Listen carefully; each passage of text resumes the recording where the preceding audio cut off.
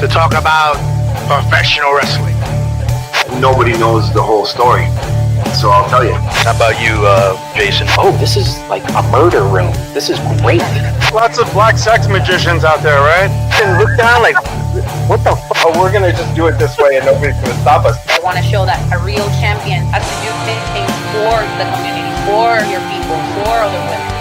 In this business, what you sell is emotions. If you manage to get people invested, you did it. That's for sure, some videotapes.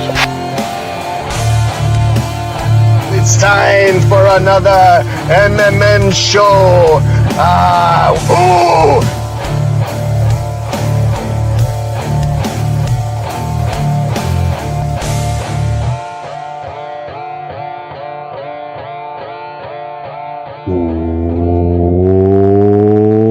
Welcome to another edition of Mass Mats and Mayhem. I'm your host, Justin Outlaw Harvey. You can find me on social media at JustinHarvey75. You can find the entire show on social media at MMMshow75, which Tony hates. But guess what?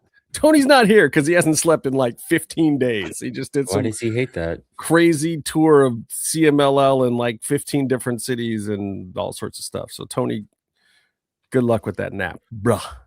Why does he not like MMM show? He doesn't like MMM Show 75 because he was looking to create a website and it was like, okay, should it be MMM Show 75? Should it be, because there's another MMM show somewhere. It stands for There's a something bunch of stupid. them and they all suck. Right. So he was just like frustrated. And I was like, I get it, dude. Like our YouTube is Mass Mats Mayhem. And he was like, fine, it'll just be massmatsmayhem.com. And then he was like, but now I want to change the emails. So the emails have to be Tony@massmatsmayhem.com. And I was like, yeah, but we have MMMshow75 at Gmail. And he was like, that's ghetto. And I was like, yeah, it's kind of ghetto. I'm not gonna lie.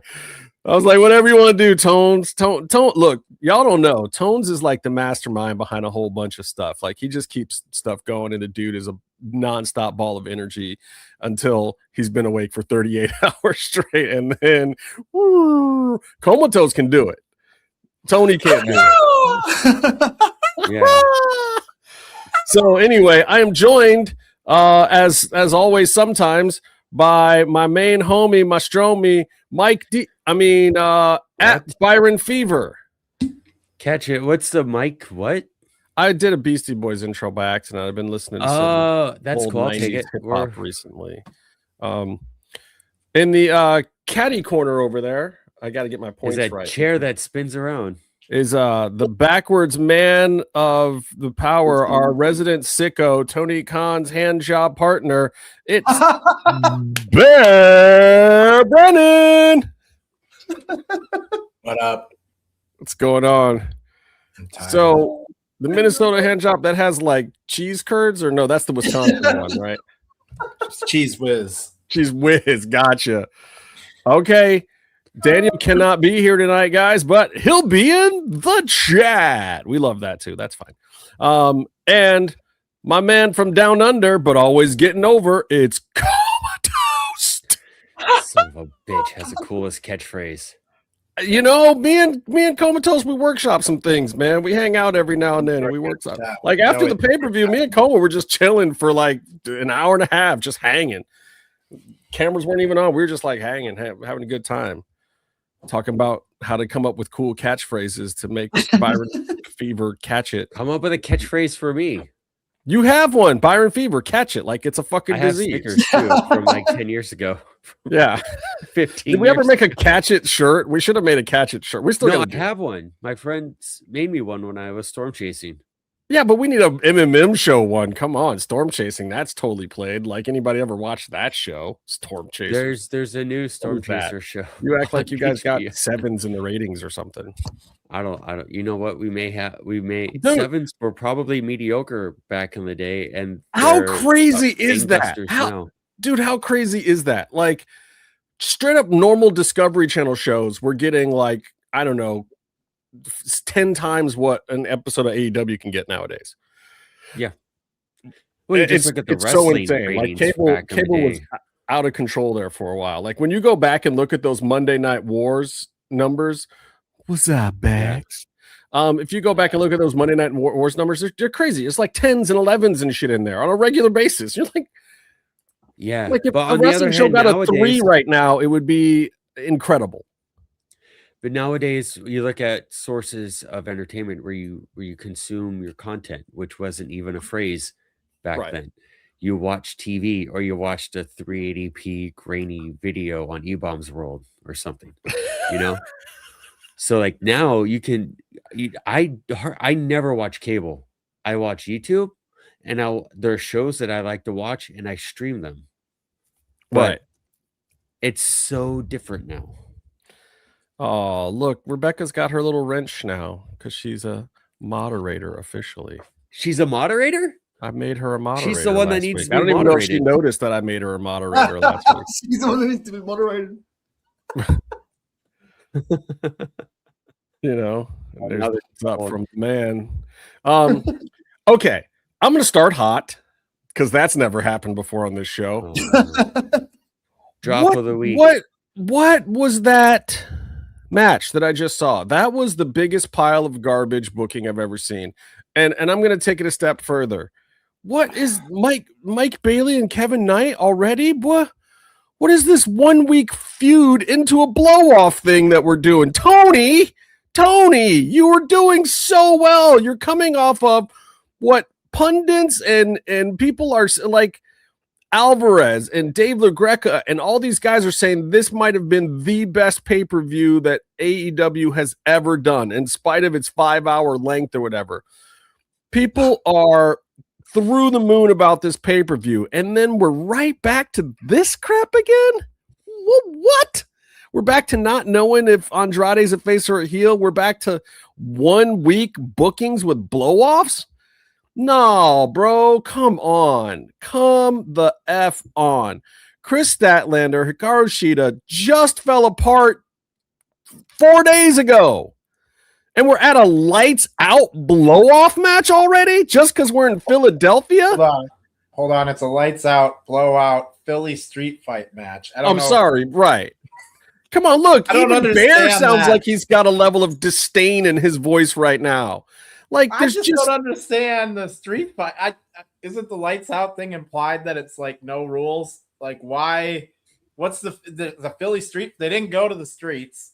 You know, it would be like one thing if it was happening in a parking garage. Right. Like, that would have been kind of cool. No, it's just a way to say ECW rules without saying ECW rules. Like, just say That's what ECW lights rules. You know What's what the else? lights You know what out else? match then? I bet they only booked Sheeta to be in town for like a month. And now she's Right. going to go back to Japan and do her other stuff. Because she's here to fill in because Tony's out. Right. I So get he it. probably- I he get probably it. Figured out what he wants to do now with other people. Well, I'm sorry, but like this whole back and forth with Stat, Yeah. like trying to crack the Stat code. Look, that was great. We already know Stat can have great matches. That was a lot of fun. Like the beginning was a little rough, but it picked up. It went where it was supposed to go. The light tube thing was recalculitis.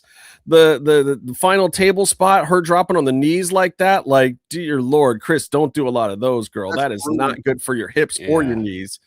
Yeah, She but had on like- some nice beefy knee pads, but yeah. What were you gonna say, Bear? Just the light tube thing. Like, the light tube thing for me sums up Chris Statlander's like entire AEW run. It's been this like, I'm a badass Chris Statlander, but then when the time comes for me to do really badass shit, I take the high road. You know, it's been that like she never pulls the trigger on it. I don't know. But I mean that was the story, and that's why Harley came out. So if you've got Goody Two Shoes little Harley at the end saying, "Stat, take the step, hit her with the stick." Yeah, but that's the story it's they're not a trying to light tell. tube. But does anybody get that? Did anybody feel that from this match? That it was like, and I thought Stat rushed that spot at the end too. Like, hold the stick, look at the crowd, ask the crowd, should I do it? Should I do it? And have Harley out there. Harley was just getting the crowd to start chanting, and she just goes and does it. Not good. Not good television. Should have hit her presence. with the light tubes. Yeah, like you see that with other wrestlers on the show, It's with everything. Like even Mark Davis in Jungle Boy, and when they're doing submission holds, Mark Davis is clearly wrist deep into the ropes. He still holds the hand up for a second for a beat, then grabs it. Then grabs So it. you know. So you and know, you have like, the oh, he's gonna do anticipation. some dirty heel stuff. Yeah. But like No, Chris, he was trying to break a hold, but yeah, it's the I same love thing, you, man. Chris. You Just communicate. take a beat, look to the crowd, feel the energy. Don't just go to the next spot. Feel what's going on there. Yeah. Give the crowd a little something. Think about it. If you look conflicted, we feel for you trying to figure out why you're conflicted. There was none of that in that match. It was just, oh, Harley said, do it. I have the stick. I'm mad at this girl now. So spink, let me hit her in the head. What? This is the thing with AEW's character building and their storyline. It's just like that. It's there, but it's not there. It's just not. It needs to be believable in so many ways, but they don't sort of capitalize on that. If that makes sense, they sort of tell part of a story and they don't sell the character at the same time. And that's the bit I think they're lacking in too. This is one of the things for AEW. It's like, guys, you're coming off of one of the hottest events of the year. WWE looks like dog shit right now. You've got this great level of momentum, and this is bringing me to my question of the day. Like, can AEW right now in the present capitalize on this momentum? And I'm not saying they're going to beat WWE, but can they get themselves back up to a higher level in the minds of all wrestling fans? I'm talking casuals, I'm talking hardcores, I'm talking WWE fans, TNA fans, New Japan fans. Like, can AEW take this opportunity right now to make those strides that put them higher in the game than they have been for a while? And coming into this episode, when I was thinking about what we were going to talk about tonight, before Dynamite tonight, I was like, hell yes. AEW is absolutely going to position themselves as kings of the universe. But there was a few things missing. Like, they took the opportunity to get the dogs over with Edge and Christian. Loved that. Loved that tonight. Except what I needed first was for Edge and Christian to come out and say, thank you guys. Thanks to all these sickos. We chose AEW as a home because this is the place to be. We're veterans of this game and we could choose to be anywhere, but we choose to be here with you because you're the best fans. You saw that pay-per-view. And Edge is a guy that can do this, or Cope, I'm sorry. Cope's a guy that can do that. He's the guy that can put that stamp on what they just did, because you got to tell people, you got to tell casuals like, hey man, we're holding it together. You don't even have to say the other place is falling apart. All a guy like Cope has to say is, I chose to be here, and that pay-per-view is why. And people will get the connection. I didn't freaking feel that tonight. Like, Tony, you got to do that stuff, bro. You got to give the audience the reasons to care. You got to do the Paul Heyman, where Paul Heyman would come out after a big pay-per-view and he would say, we blew the roof off because we're better than all those other places. We don't care if the numbers are lower. This locker room believes it. You believe it. I believe it. We're going to keep on believing and keep on giving you the best show that we can every day, despite what everyone else is doing. AEW doesn't do that. Why don't they do that? It's killing me. It's killing me. It was such a good pay-per-view. It's a critical difference between both promotions, isn't it? Like one of them makes you want to believe, and the other one is sort of it's there, but it's just not over, you know. And it's got all the potential in the world to do it, but like you said, the word of the day is capitalize, and that's what they just struggle to do. And they're there, but they're not. AEW has always had some sort of issue with. It's not when I say telling stories, it's not having stories to tell. It's how they tell the story. And you could see it early on when they would do their vignettes, and it would just be like a bad improv show, and it would be a horrible scene. Or their programs, like Swerve and Keith Lee would have 3 months worth of story beats, in the span of 1 week. It's just there's no pacing, there's no proper storytelling to get you from A to B to C, but also like what you guys are saying, to want to go from A to find out what B is, to find out what C is, to find out what will happen on the next thing. They have such a issue with that, and they've been on a great run, but also with storytelling, there's also what they've been doing with the main event scene. You have a bunch of stuff, you have a bunch of pieces, and they're all in play, but then they're all headed towards the belt, which is what they should be. But they found a good creative way for like 2 cycles of a group of people doing that, for them all to kind of find their own problems and issues along the way, and one guy will end up going for the belt. But everyone's happy because the other guys are fighting about other stuff. It's like the baby that cries. You don't say stop crying. You shake the keys and they go, you want them to think about something else, right? And so here, like with the opening hot segment, which they sort of did right with the Jet, he comes out, he does his thing, but then Justin's internet died, so he'll be back, I think. He's going to figure that out. But he had his thing, but they had him intersect like a program. An angle is when, 2 paths collide and you have a literal angle. That's a wrestling angle, right? So the Jet collided with MJF, but it wasn't an urgency. It was a I'll see you down the road sort of thing. Great.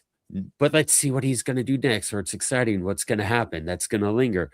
But then he has Speedball, but then he bumps into Kyle Fletcher, who immediately looks at Kyle's old belt. He was supposed to have a big run with his pink TNT title belt, and it got cut short due to injury.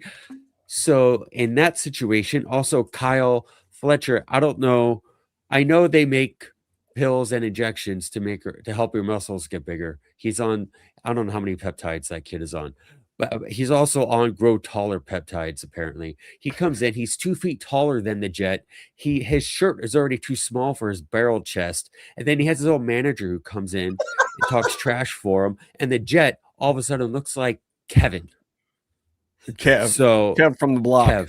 Kev. Yeah. So like this is the direction you're purposely putting that comparison in, and now you're purposely putting the Jet, who's a brand new champ and going on a run, and he has a win over the world title, and you immediately put him in a spot where the fans look at the screen, they emasculate the new champ, the champ, and they put over the guy who just the new toy, the guy who just returned the day before. There's all this presentation is intentional, and whether it's intended to be intentional or not, and it has all these effects. And if you go to film school, you can learn how to write a 9-page paper in 2 days about how something randomly done on screen means so much, like what I just said. Well, and it's I didn't understand too why you have this newly christened heel looking inferior to other more established heels. Yeah. It was weird. Yeah. That's why people used to protect themselves. That's why like Hulk Hogan wouldn't do a program with Jake the Snake Roberts, because Jake was getting bigger babyface pops, and that's a big lore thing. And everyone's like, Hulk Hogan, what a dickhead, blah, blah, blah. And you know what? That's not one of the dickhead things he did. That was smart business. There's other stuff. What were you going to say, Bear? All right. So like going back to the pay-per-view, I think like for me, guessing all of them right, it was sort of, I wouldn't say it's like the easiest thing, but they paid a lot of storylines off. They built a lot of storylines into that pay-per-view, and that's what made it really good, is that there was a lot of storylines that were paid off. And now we're coming out of this pay-per-view, and a lot of the stories that they're building have now been paid off. And so now they're starting sort of at square one with a lot of this stuff. And I think it feels just a little disjointed right now because of that. There's still stuff that they're building. The Ospreay stuff is continuing on through the pay-per-view into tonight's. And I did actually really enjoy that trios match and the story they're telling with Ospreay and the Death Riders. But in general, I think there's just a lot of, all right, we cap this story off, we cap this story off, we cap this story off. Now we got to start all these new ones. And I don't know, maybe I got to see where they're going with it. But where we're going is directly to the blow-offs. Yeah, I know. And I think that's odd. And then I think part of it, and I don't, I'm not trying to make any excuses, but these 3-hour Dynamites are just, it's a lot, I mean, you did the big, like Shida and Chris could have maybe built up to that actual collision match on Dynamite. They have a segment on Dynamite or something that builds up to the actual collision match, and then it feels like a proper payoff.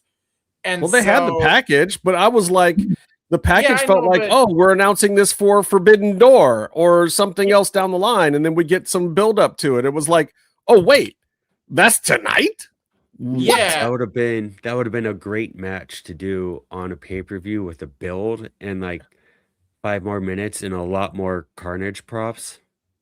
Yeah, it doesn't feel earned. The lights out match didn't feel earned. And I know it's weird to say that because they've been building this up for a long time, but it did. It didn't feel, it felt and that's the problem. Jumping. But what part of the story were they in for that long time? They were in the tease. Yeah. They were in the tease and the tease. And when... That's exactly the problem. That's why I'm saying it didn't feel earned. 3 hours long. They're building up. This should be the teaser. The teaser should be these Dynamites and stuff like that. Not a 3-hour sort of pay-per-view long sort of thing with those sort of matches, right? You need to have the clips that go into the pay-per-view, which should be the longer shows. That's why it's like the teaser to the dessert. You know what I mean? Like, yeah, have Shida come out and Shida. I can't even really remember the finish of it, but somebody should have cost somebody a match. Then on Dynamite, Stat costs Shida the match because she was going to cheat, and Stat stops her from cheating on the pay-per-view.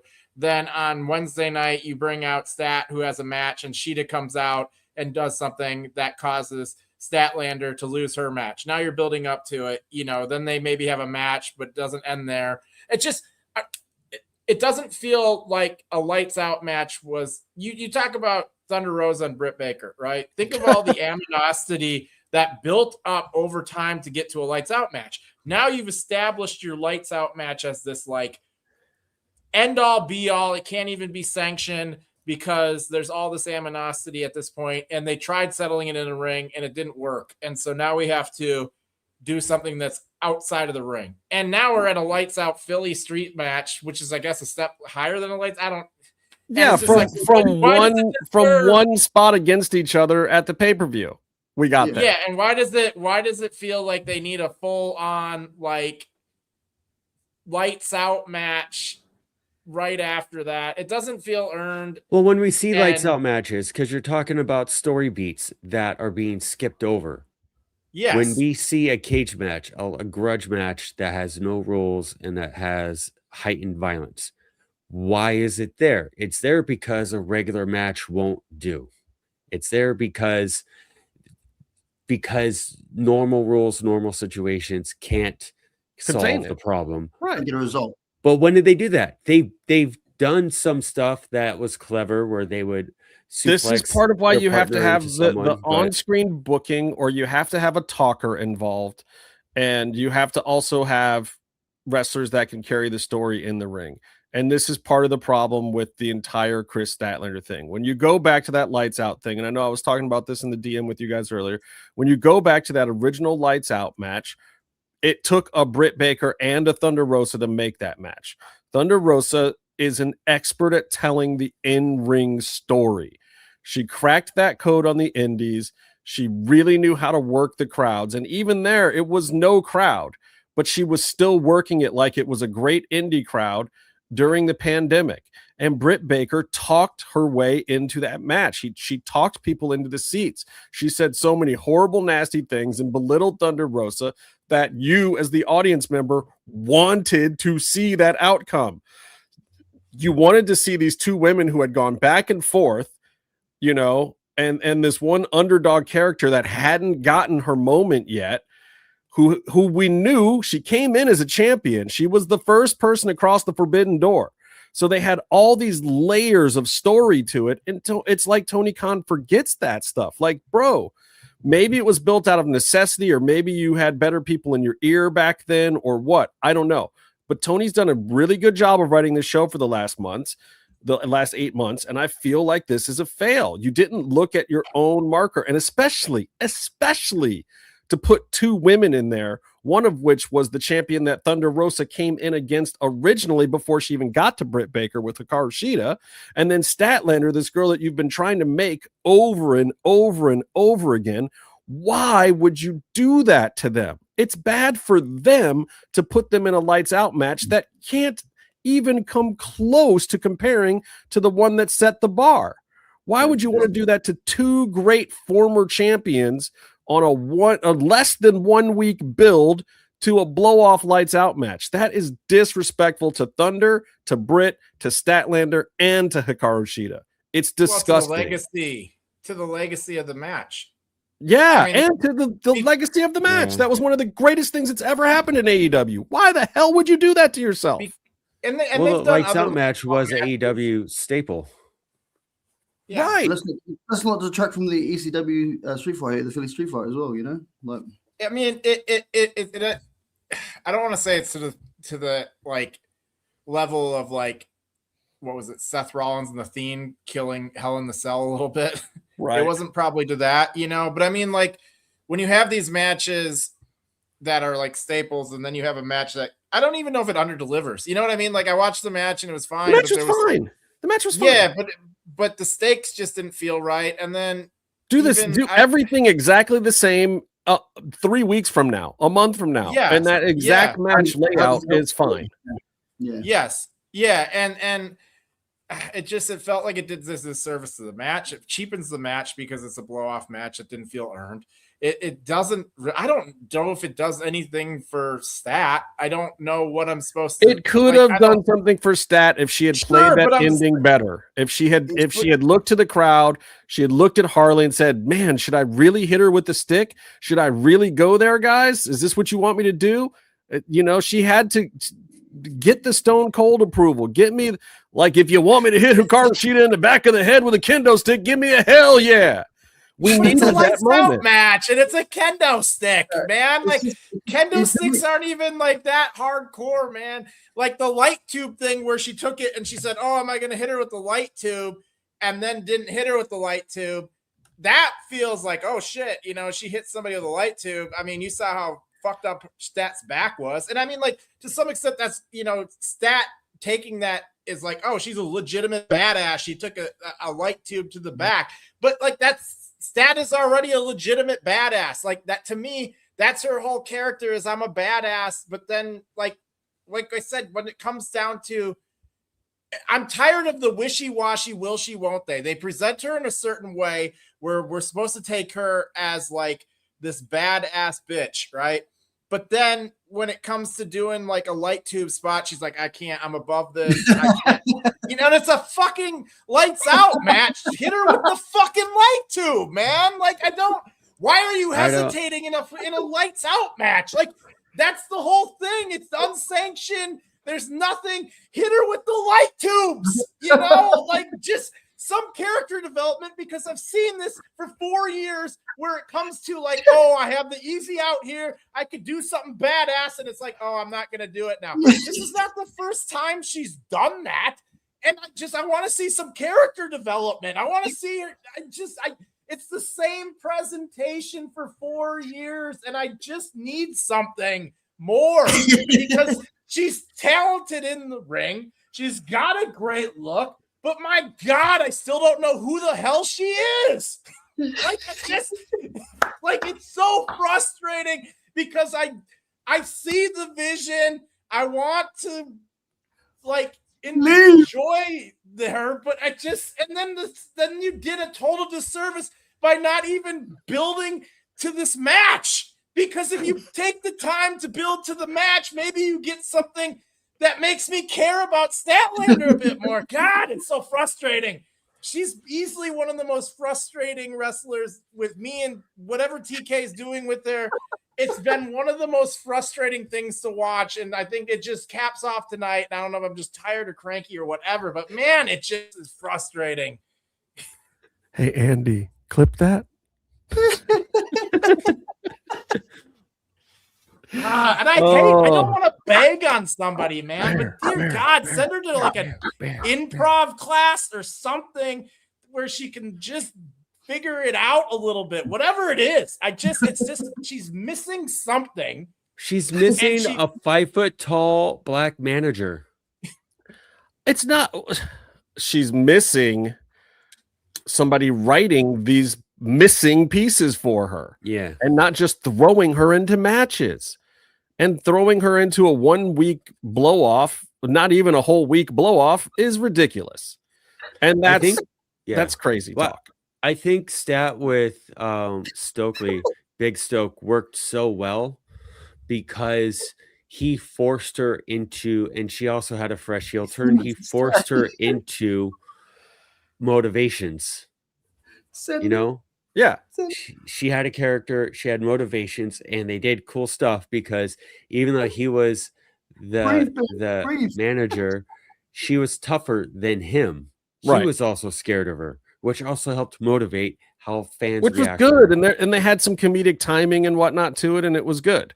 But also, you had Stoke helping write that stuff. You had Sanjay and RJ back there writing a lot of that stuff, and it worked. What didn't work was when they did the like, okay, well now it falls apart, and then now you come back together, and then now one of you is hurt, and then now the whole thing's off, and then oh wait, I don't have anything this week for Collision, so Willow and Stat fight again, just cause, even though the storyline's not there. Like that whole section of her career at the end of it was wasteoid, like wasteoid land, and Willow came out of it okay because she got a belt and she had Mercedes. And Willow was able to remake herself off of the back of the Mercedes feud, you know, and the fact that she got this lucky moment where Mercedes got hurt in a match and Mercedes was like, you're going over, kid, and just put her over, you know, but Stat never had that. And that's the thing. Like, there's not this huge level of difference. Like, yes, Willow has more charisma than Stat, but she's also had some fuckered storylines too, and moments and blown things and whatnot. She just happened to get the one opponent that helped make her, and we need that for Statlander. I think putting her back with Harley is a good call, but also you got to play that spot better. You got to play that spot together.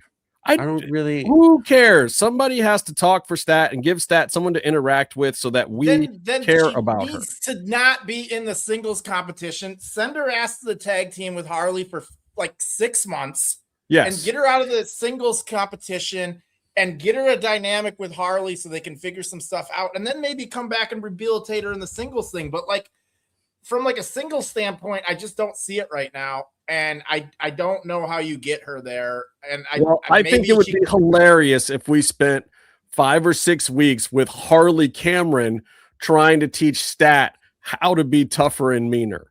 That would be absolutely hilarious. That would make us start to care about Chris Statlander, and the matches wouldn't even matter. The character development, people would be waiting with bated breath to see the segments every week with Harley and Stat if they did it right. Here's proof. Well, until it works, Tony, that's the answer. They can do it until it works because they have to, because Stat's worth it. One of the earlier moments where Stat was interesting as a character and was gaining momentum in AEW was when she was doing bits with Orange Cassidy. Yeah. So Harley Cameron would be perfect. Because she's the straight person. She's the straight person in a comedy duo. That's what her bit is, because she's a badass. And there's very little else other than that around there. And so being the straight person in a comedy pairing works. Right. And then when she gets to the promo where she's like, I'm going to put you in the ground and you're never coming out, it will mean something if we played 4 or 5 weeks of comedy, because then everyone will be like, oh, wow, that girl that we care about that's been doing the funny stuff where she's been like training to be a badass. Like, I forgot. She really is a badass. This is going to be carnage. And then you're into the match. Make it earned?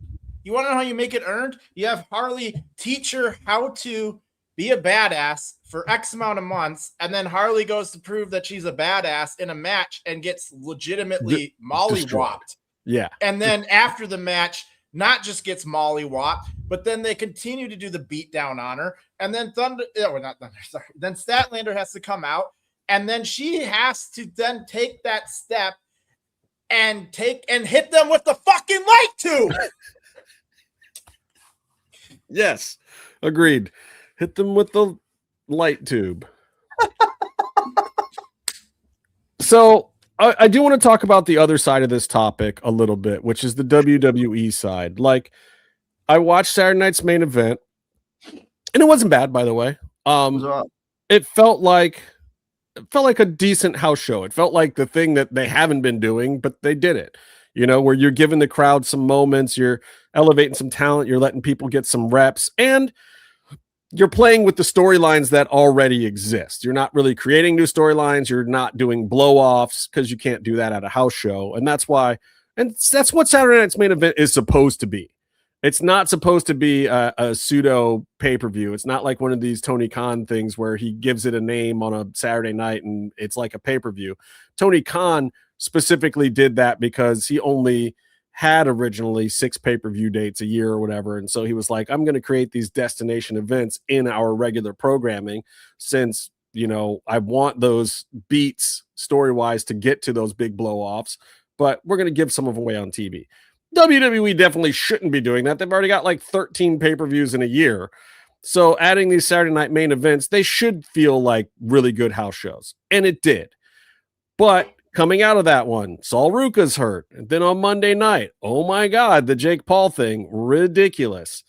And it's just more of an opening for AEW. Like Dawkins and Tez, love those guys, but what's Peter got to say? Peter says Tony Khan taking care and managing AEW, even the health of the AEW wrestlers managing better than Triple H. Yes. I think that Tony Khan is a better person than most people in wrestling. He's a little distracted sometimes because he's a billionaire rich kid or whatever. But at the same time, like, he genuinely cares about his business. He genuinely cares about the people that work there for the most part, with a few people that got pushed to the sideline, but that's everywhere. He is a good dude. And compared to Triple H, I would say, yeah, like, we all know Triple H did some things to get ahead, and, you know, he wasn't always the team player, and he kissed. He sucked up to Vince a little bit to get where he was, and he may or may not have married his wife in a drive-through when she was passed out. He's not a good guy. I sat through may have been a storyline. Maybe I said this incorrectly. Paul Levesque is probably not as good. Triple H had sex with a dead body in a casket. She had a name, Byron. Her name. He subjected me to a reign of terror for like 3 years on Raw, where I couldn't watch it anymore. I had to just watch SmackDown. But he ripped that thigh out and had the best comeback of all time after it was healed. It is admirable that he was fucking stupid enough to keep wrestling and take a Boston Crab with 2 completely torn quads. This is called being a badass. Yeah, for a fucking fake fighting show. He couldn't figure something else out. Say the F word, Byron. Sorry, say for the a F fake word. fighting show. Don't say a F word. I'm just saying it's a creative story that is every single moment in pro wrestling. There are choices. If your legs aren't legs anymore, you can figure something else out. So here's my question I have. How long until Austin Theory is hurt? I mean, look, so I want to talk a little Theory? bit about that injury because, again, this is another thing that opens the door for AEW. Logan Paul is a social media machine. Whether you like him or not, whether you think he's a great wrestler or you hate his personality, this, that, or the other thing. What Logan Paul brings to the table as a component for WWE right now is exactly what TKO wants. He is the future of their business. They need guys like him. And for him to go out on that stupid spot, and Dawkins and Tez, like, they're going too fast. They're moving too fast from spot to spot. And the problem with Dawkins and Tez right now is they're not wrestling the WWE style. I know why they're not wrestling the WWE style. They're trying to come back. They're trying to bring excitement. They're trying to engage people. But the Usos have had issues with this in the past where they work a slower pace and then Dawkins and Tez come out like, and they want to do House on Fire, but you can't do House on Fire the whole match because then it takes away from the House on Fire moment. And that's why Logan Paul got hurt. If you go and look at that spot, Dawkins moved too fast. Logan wasn't set. Logan was supposed to come up and do the catch, but he got pushed down instead and tried to brace at the last moment and ripped his freaking arm out. You can't do that to one of your top stars.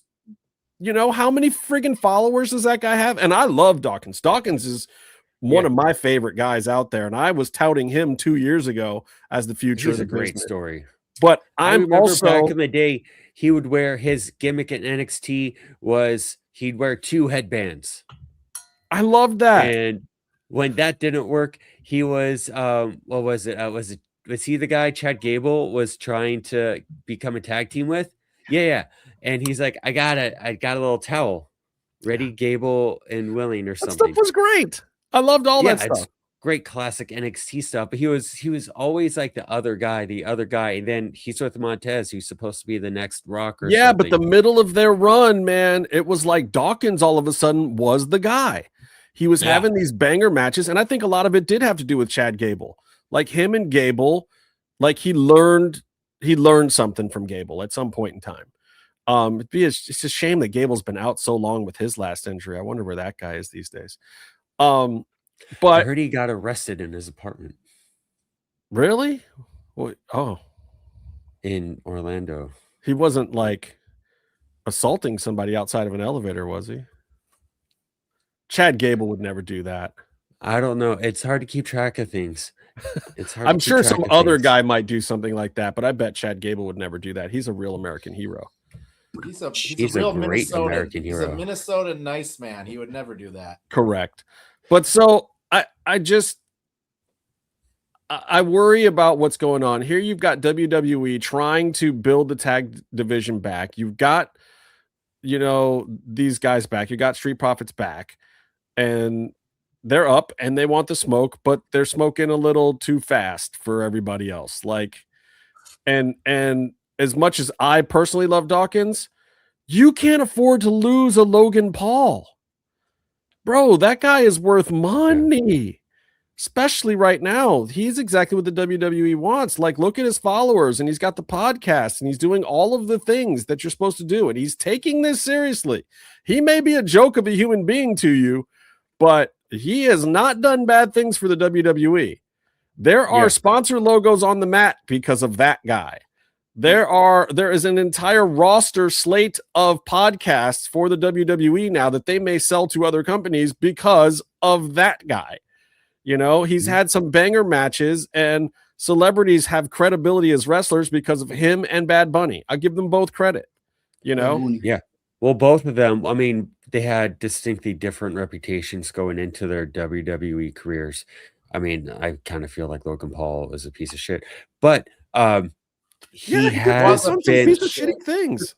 That's how you're supposed to do it. He was a piece of shit. But to his credit, as a and I don't know about I don't follow him at all, so I don't know if he's redeemed himself personally or anything. But as a wrestler, he has come in like Bad Bunny did as someone who didn't need to earn a thing, and he came in and he did cool moves because he's a good athlete, but he kept showing up and he kept working matches and he kept doing anything, and he's on the road with them full time now, right?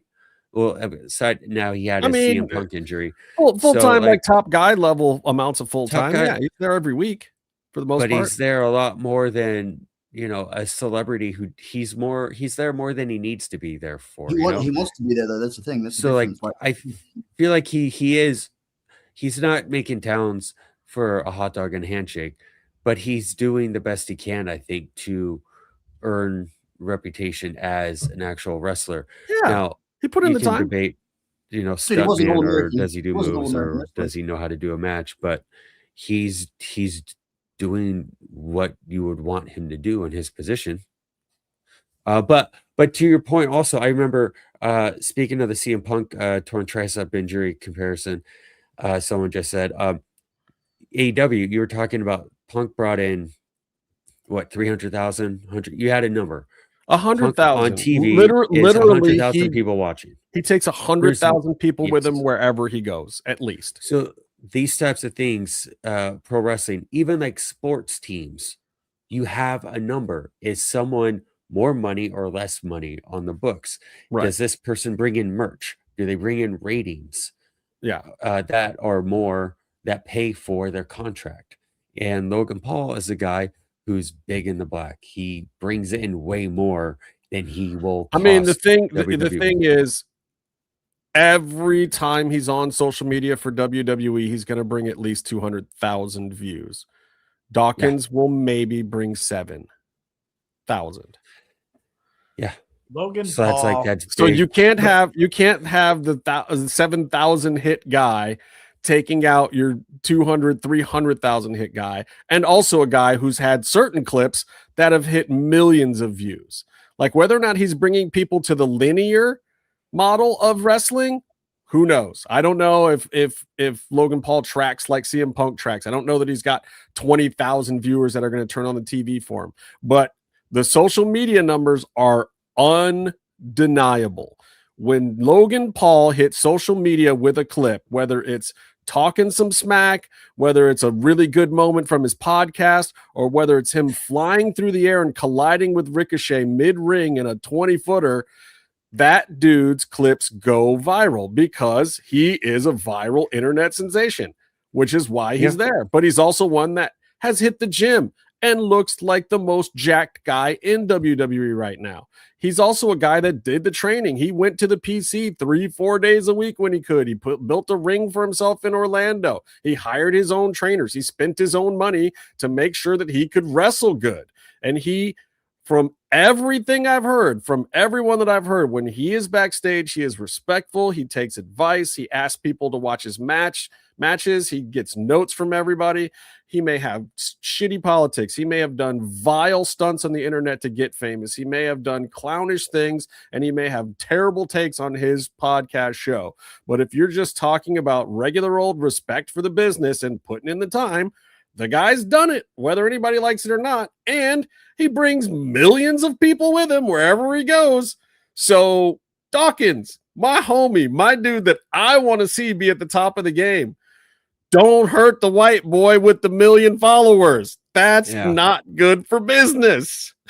I mean, that's why you don't put Roman Reigns in a bunch of singles matches. You don't work Roman Reigns to death because you want him consistently making money, and you have to minimize the chance that he will have to leave TV for injury. Yeah, and you know what scared me at AEW today? Putting Will Ospreay in a match.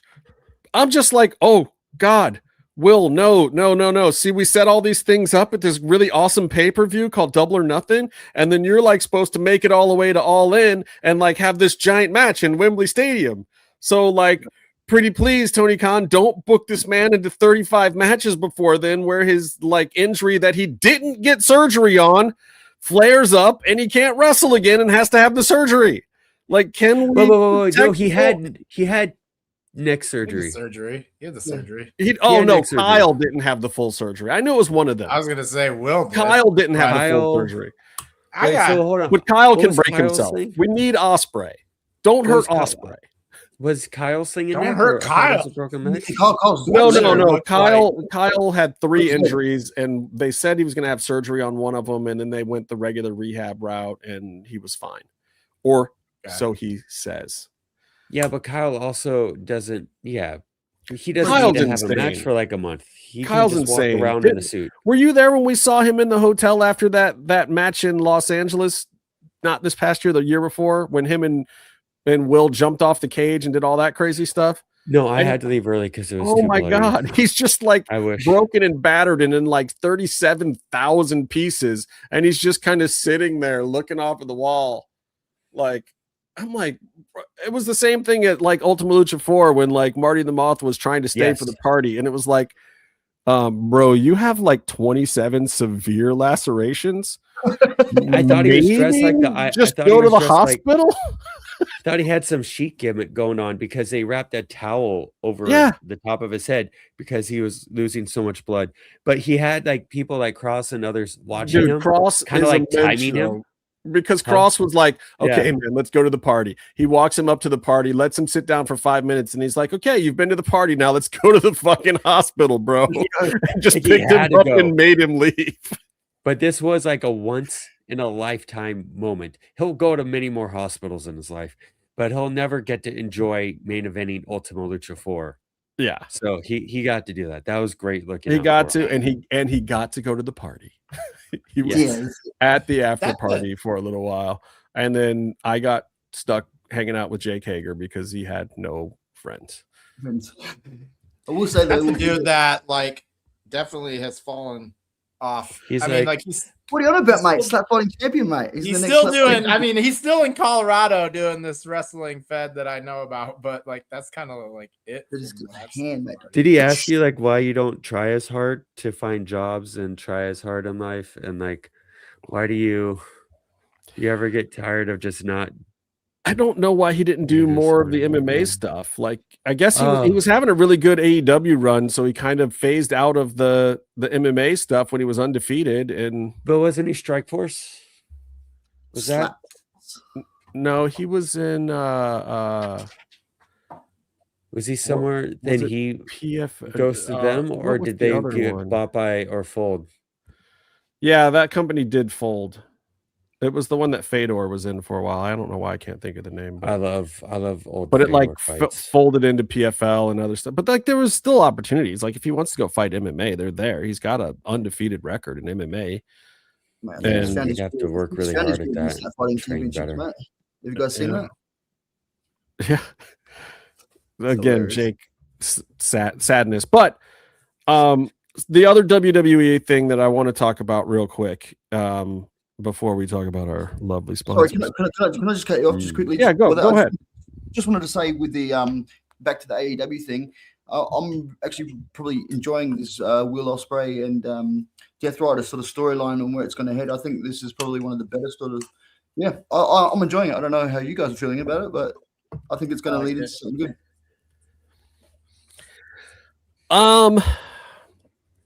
If the blow off is Will Ospreay versus Marina Shafir in a cage, I'm down for it. And I'm not even kidding. Like I seriously, I want to see that match, but that's because I want to bring back some of that like Lucha Underground thing where the girls and the boys can face off and it's not even a thing.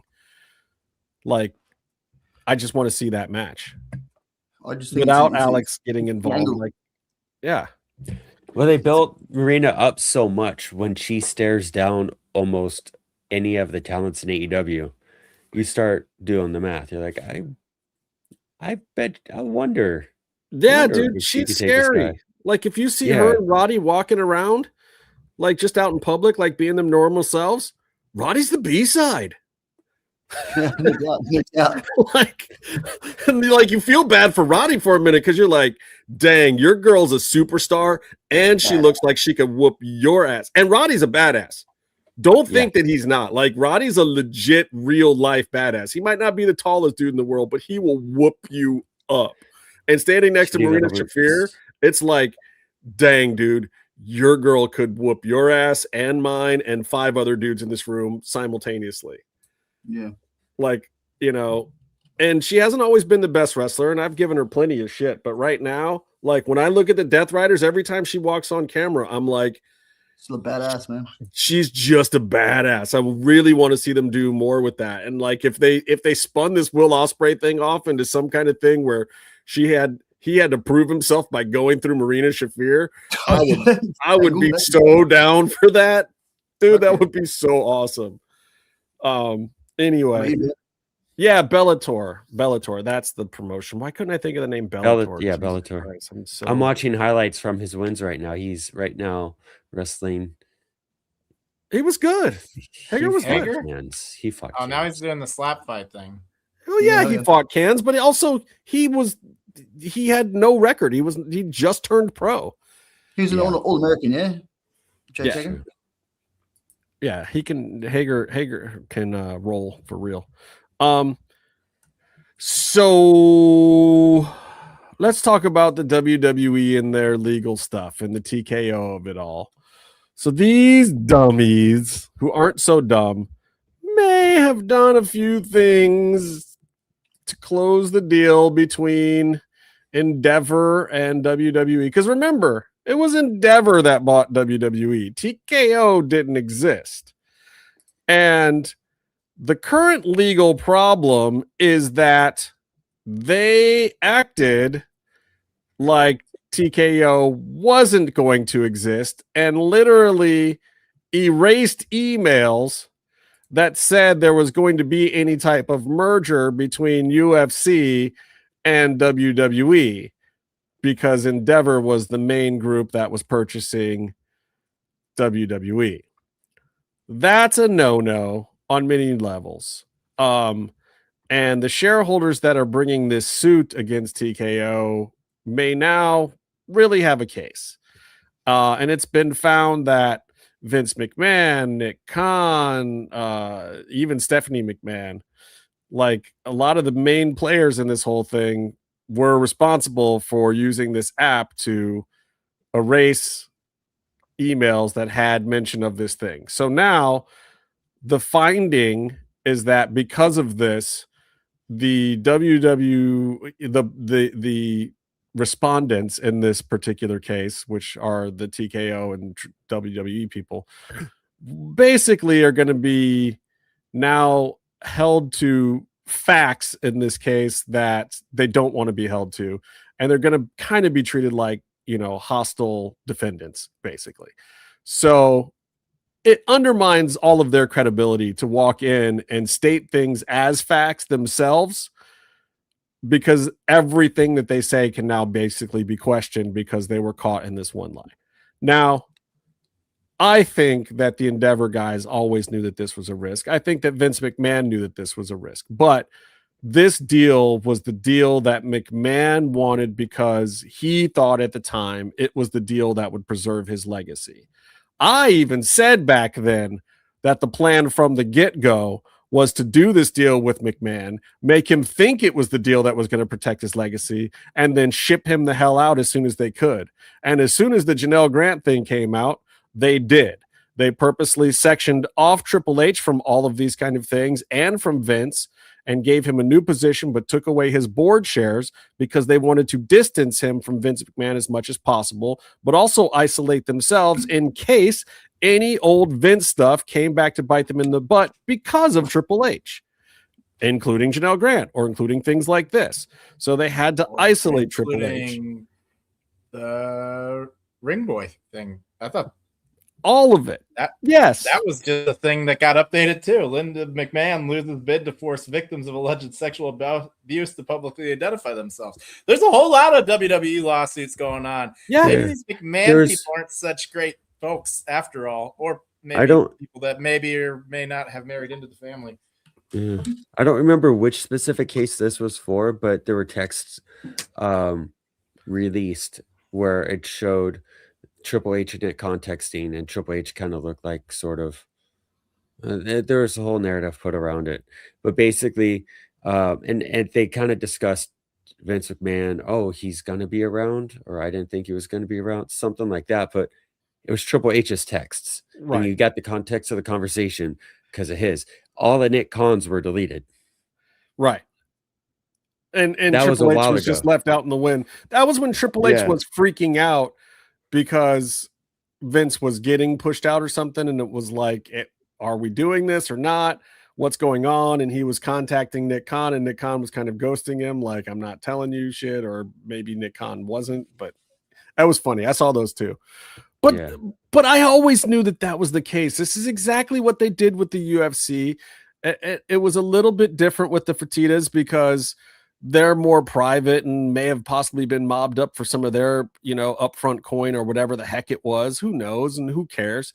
But like UFC came in, they kept Dana White on. They with the UFC, they bought Dana White out and then bought him back in and gave him a job. They bought him out of his ownership and hired him on to the new company with a shareholder stake, but not an ownership stake. So contrary to popular belief, Dana White doesn't own the UFC. Now, he's got a good position with UFC in TKO now. I think he's the president of UFC or whatever, which was parallel to what Vince was before he got pushed out totally by TKO. But now technically Dana is higher in the totem pole than Triple H, and he should be. He's been with those guys longer. He's been part of that longer. And WWE is doing what it's supposed to do. It's now worth more than UFC. And when they merged, UFC was actually the company that was worth more money. And I think that they wisely saw that the writing on the wall, like these $80 pay-per-views weren't going to keep flying. They weren't going to be able to get the same kind of rights deal doing that. They were going to have to go behind a paywall like they are. And the Paramount deal came up, and I think they knew it was going to diminish their company a little bit, which was part of the reason for the WWE acquisition. And what does this mean for the wrestling fan overall? What it means is that WWE, the wrestling company that you like, has issues at the top. I think they knew a lot of these issues were coming. They were racing to get these big rights deals done, to get some things established, to make some things happen, to create their version of the WWE as quickly as possible. Because with this shareholders thing, they may have to pay out millions, hundreds of millions, maybe even billions of dollars, which is going to diminish what their end is. And their case with this thing that happened this week, it may not seem like a big deal. It's a very, very big deal. It makes it really, really difficult for them to deny the shareholders' claims. And if the shareholders' claims hold true, there may be others that follow. And this has nothing to do with Janelle Grant or anything like that. This is simply the legality of the deal that they did is in question for the sale. And they're going to be held accountable for it. McMahon's going to end up giving up some of what he got.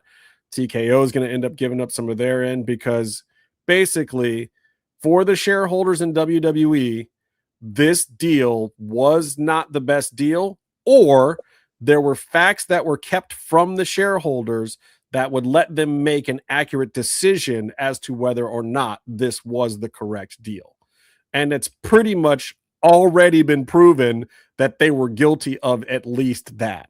They withheld information from their shareholders that was pivotal to making a clear decision on the sale of the company. They screwed up.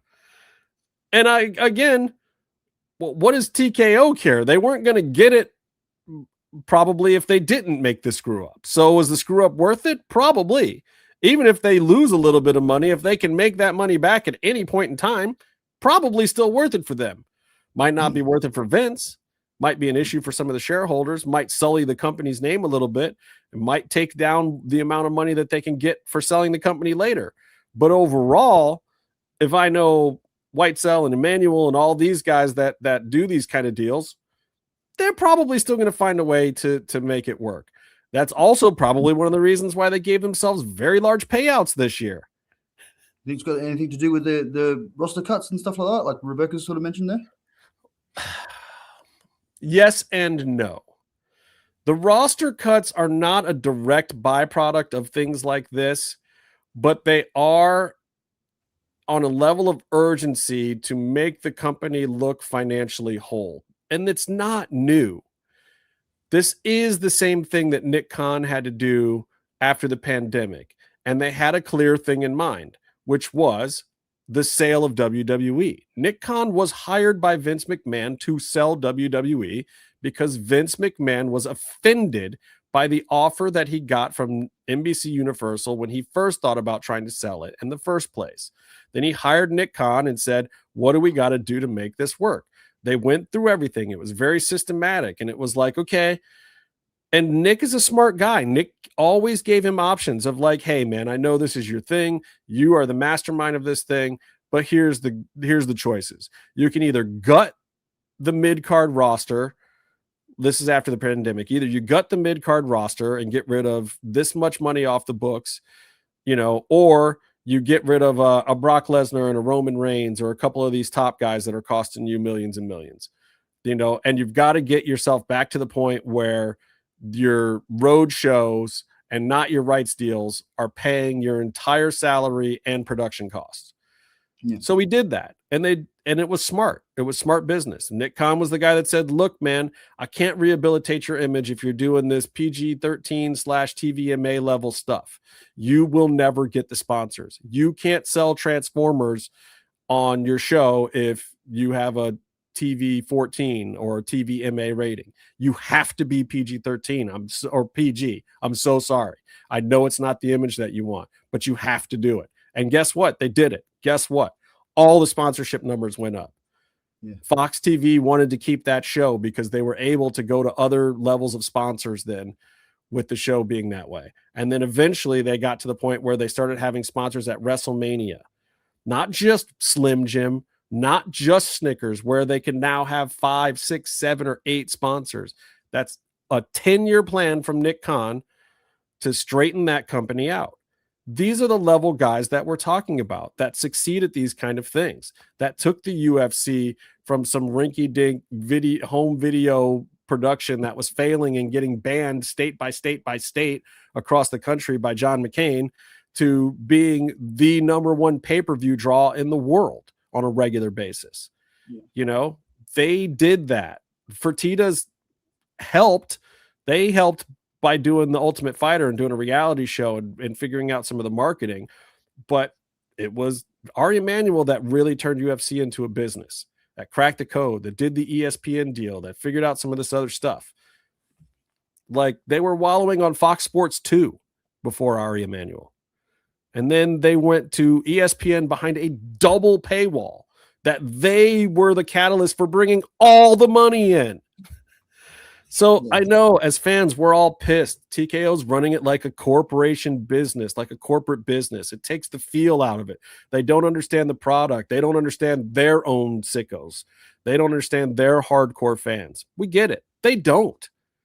But it's always been a business. It's one of the reasons why I don't watch UFC very much anymore. I was a hardcore MMA fan for a long, long time. But in the last 2 or 3 years, it's gone a place that I'm like, eh. And I think a lot of that's happening with WWE right now. Yeah, the White House. It's going to the White House, man. I'm interested in the White House card because I think that's just a crazy spectacle. I'm kind of actually interested in that. But again, you just gotta you gotta look at some of these things. And my whole point about all of it is, damn it, Tony Khan, pay attention, brother.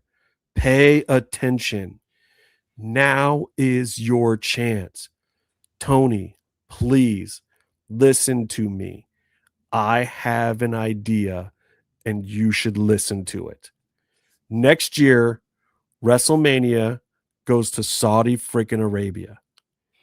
You need to plan your American Wrestling Convention one weekend where you set it up, but you let everyone but the WWE under the tent. You invite TNA if you have to. You invite New Japan, even though you're getting kicked off of New Japan World because you've done AEW World or whatever. You bring in CMLL. You bring in GCW, make them co-sponsors. You bring in Conrad and StarCast. You bring in the WrestleCon people, and you fly in every single talent on your roster from AEW and ROH. You pay to fly every single one of them in and tell them to go work WrestleCon. Make their own money. You don't take any of it like WWE does from their talent. You let every single talent on your roster go and work that thing. And you bring them all together before your pay-per-view. Your entire roster under one roof for the first time. Bring them all in, and you give them the speech of a lifetime that tells them why you care, why you are the godfather of wrestling, why you will save the entire industry for them and for your own love of this fucking sport.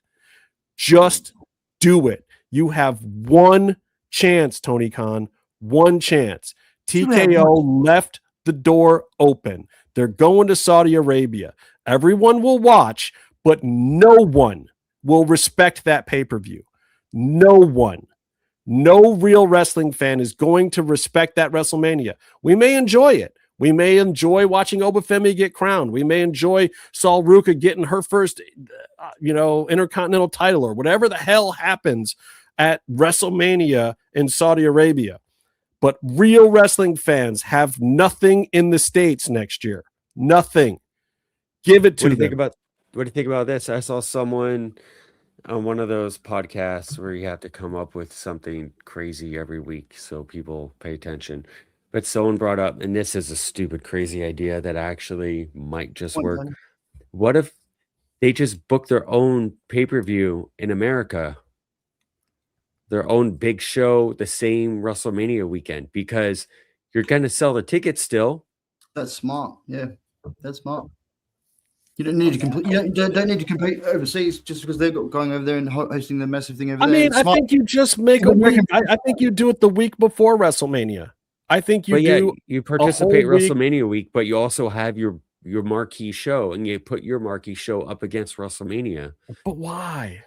I wouldn't do that. I don't get me wrong. I think publicity stunt wise, you could do that. But you're going to be so invested in this weekend as it is in this time, you're going to cost yourself money. You're going to get less viewers. You're not going to beat them head to head. So why try? But you will humiliate them permanently if you do it the week before and you put on an event that makes people feel good about wrestling. That makes people care about wrestling. That makes people feel that wrestling is a real community. This is where the best wrestle. But where the best wrestle everywhere. Tony Khan should go and sit down in some of those indie shows. He should go to a Game Changer show. He should go to the Stardom show. He should go to Ladies Night Out 17 or whatever the hell it is. Go to Gringo Loco, the World on Lucha.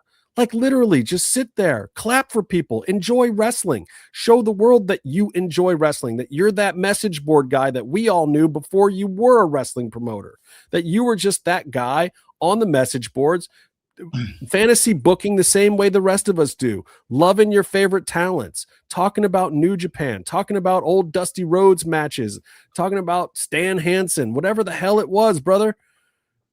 You want to do the ultimate brother thing in wrestling ever? You're the one guy that can do it. Just do it. But you have to pull the trigger, bro. If he does pull the trigger and unites, all this stuff together, let's just say hypothetically he makes it happen, do you go on before Mania or do you go on after Mania to call yourself, do you put on a banger and then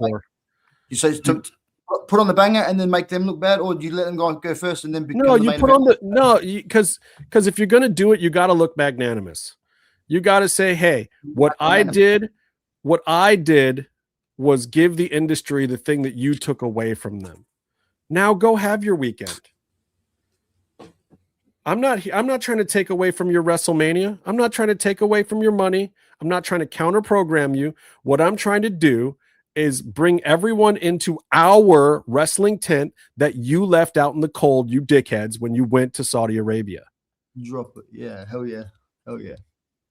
I'm the bigger man. If Tony Khan is really the bigger man, he says he's found Jesus recently. That's the godly thing to do. Turn the water into wine. Feed the people. What if here we go? He should do a big show on his family's yacht, which is bigger than the state of Kansas. It's the big show. Not bigger than state. It's bigger than the state of Rhode Island. It's not Rhode bigger Island. Than Kansas. Kansas is a lot. But you can fit more people on it than there are in Kansas. Do it in Jacksonville at the Jacksonville Stadium or whatever. You want to do yourself a favor and make yourself some money. What are they doing in Jacksonville in April? No. Like, do it in the stadium. Stadium Stampede, that's for sure. And then the little place next door that they do all the dynamites and stuff, like rent that out to some of the indies. Let them do indie shows there. Like literally put it on, help them with the cameras, do the whole thing, man. Put it on my AEW. Put the whole WrestleCon week, and I say give it a whole name. Say it's the American Wrestling Convention, sponsored by AEW, ROH, WrestleCon, StarCast, GCW, JCW, MLW, CMLL. That's what I said. Let it all busted open. Whoever, let everybody in the door with Daly's Place, the Jacksonville Stadium, 2 other venues right there in Jacksonville. Bring money to your town that you make money in, or do it in Chicago. I don't care. Do it someplace family friendly and fun, like Tony was saying. Just do it, man. Just do it. It would be the biggest thing to happen in wrestling since Hulkamania. Yeah, you're right. You're right. It just would. It'd be huge. How did Hulkamania turn out? Shut up. No more. Pretty good for some people's wallets, but you'd have to ask Comatose because he's seen all the promos.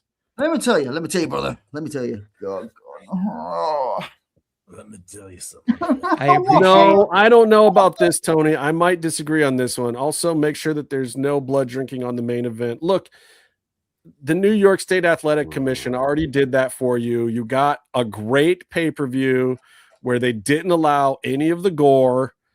And it worked, but it also made the Stadium Stampede a little meh. Yeah. They wouldn't let them battle in the crowd. You didn't see the Derby blood? I mean, but that was hard way on the back of the skull. You know what? That was a Cody Rhodes that looked like a sponge show. That was very sus to me, because the thing about that, by the way, the impact was a full on coffin drop. Then he rolls backwards off the ring. He didn't hit the head. There's no head. And then impact. disappeared. And then disappeared. Then he made a bunch of things, disappeared. Classic when someone blades or is getting color, they're over off screen, and then one person, the other wrestler, holds the camera for a while. So that's exactly what. And then, guess what? The back of the head came into play like a minute later, and that was the finish. Interesting. And it was a storyline. The whole story was the back of the head thing. What are you implying, Byron? Are you implying that some rules may have been broken in the state of New York? No, like Bear said, they may have sponged it. Yeah, I don't think it was a blade. It didn't look like an actual blade job. That looked like Kool-Aid. The person that got busted open the hard way was Edge. Edge actually, or Cope. Cope had actual real blood. It was Costco guy. What? Was it? The Costco guy on the pre-show was wearing a shirt. Look, first of all, shout out to my man Shane Taylor, who manages to keep finding his way into these pay-per-view bonuses and getting on these cards, and Carly Bravo and Sean Dean, the infantry was up players. Love seeing my people out, and Trisadora, and who's the new tall chick that's with them? I can't remember her name, but she's dope too. I just love seeing those guys on there.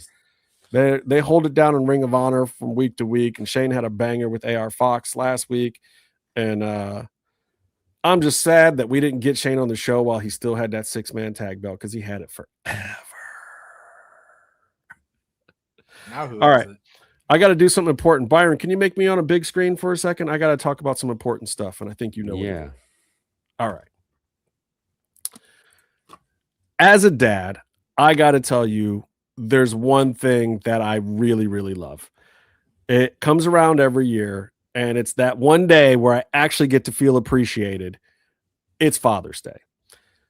And the thing that makes a dad really appreciate Father's Day is opening up a gift that he might actually use. A gift that your father might actually care about. Something that says, Dad, we respect you. We know you have needs too. No, I don't need another pair of pajama pants. Give me a second. Let me show you guys something. He needs something that says Leather Daddy. This guy. There. Let me show you something.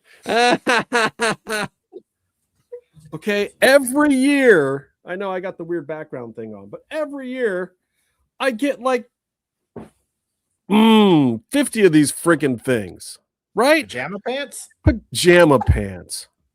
Nice. Stupid freaking pajama pants. Now I got to sit closer so my screen stops doing the weird thing. Hi. Whatever. You're getting the weird David Lynch thing back there. So the thing that I got to tell you that I love though is when I open the box and it's something I can actually use. So my son, he's about to graduate from high school tomorrow, and I gave him a gift. You know what I gave him? Gave him the Face travel kit. I did. Because dad is like, dude, stop using my stuff. Get out of my house. Go to college. Here's a little sampling of your own.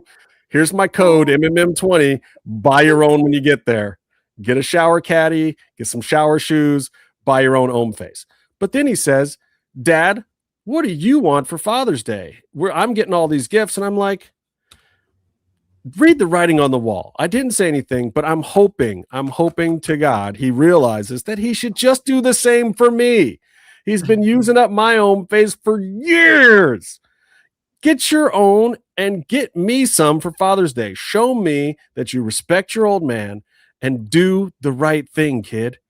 Get me the Face. Get me something I could use. Get me something I'll like.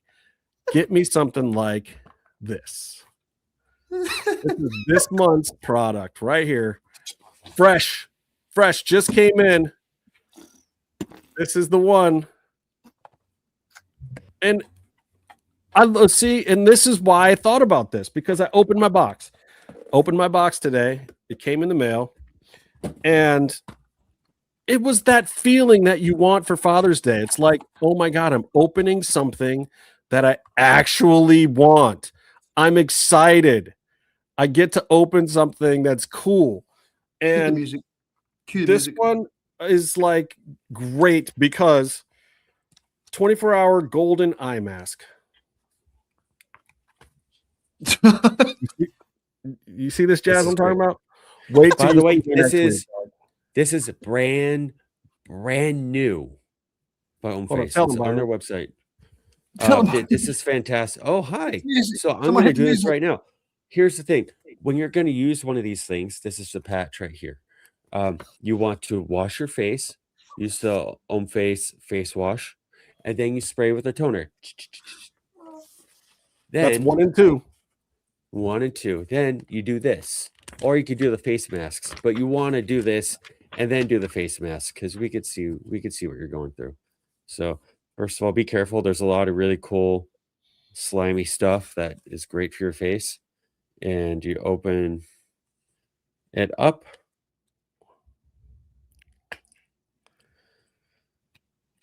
The other way. Now you take this off and you have this wonderful slimy thing. And you put it in the, use the camera to see the right spot. Put it right here. It's really quiet. I love this though. I'm watching intently, trying to. Boom. For me, I don't have bad wrinkles or look old at all. But when my skin gets dry, I get what might look like old people wrinkles around the here. Crow's feet? Here. You get the crow's feet action over there. Yeah. I get some of that, and I get specifically right here. It dries up and then starts wrinkling. And so I could do this, and then you got to get the other one. You can't go around looking lopsided with your tuk. You guys wouldn't get that. You're not Korean. By the way, this is a Korean skincare company, just to remind you guys. It's that K-beauty technology, though, man. It's like... Yeah, they know what they're doing.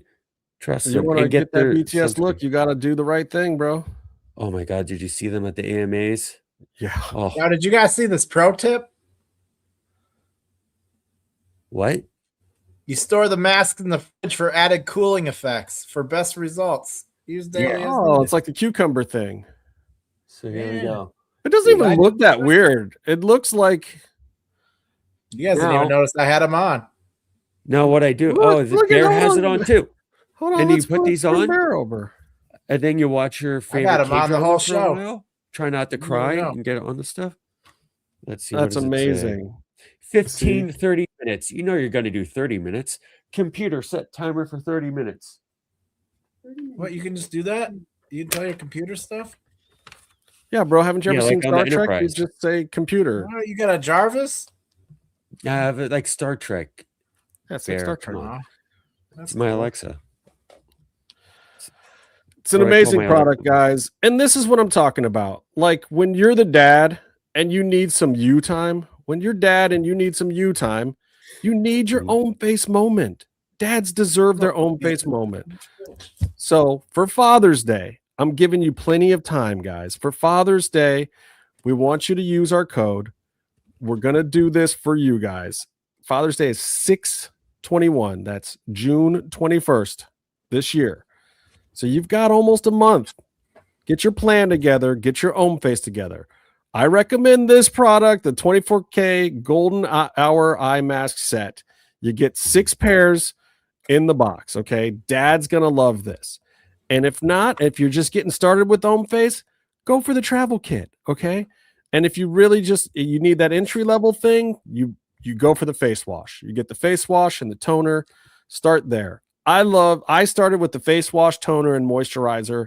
Perfect combo. Still use it every day. Then I got onto the face mask so I could do that big peel and exfoliation and really get the skin together. Then I started adding in the sunblock because I drive around all day because I was getting the one arm thing. It's not pretty, man. You talk about, first of all, farmer's tan, and then you get the one arm bandit on top of the farmer's tan. That's no bueno. So I got to rock that SPF 30 sunblock at least. Get that nice base layer while not screwing up my skin and not letting that sun turn me into a rotten piece of leather. You don't want that either. And the home face products are the way to avoid it. And now we got the 24K Golden Hour Eye Mask Set available this month. Get it for your father. Get it for your friend. Get it for your friend's father. Okay? I'm going to read the copy now because it's important. So listen up. Okay? Revive tired eyes and say goodbye to dark circles, puffiness, and fine lines in just minutes.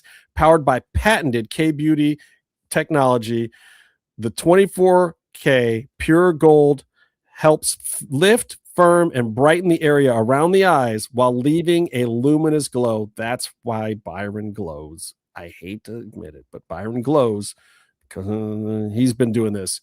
It is for all skin types, too. You can have the weird thing, like, you might think I have the black don't crack, but what I get is the sag in the bag. Byron gets the crow's feet. I get the sag in the bag. But you don't see it, do you?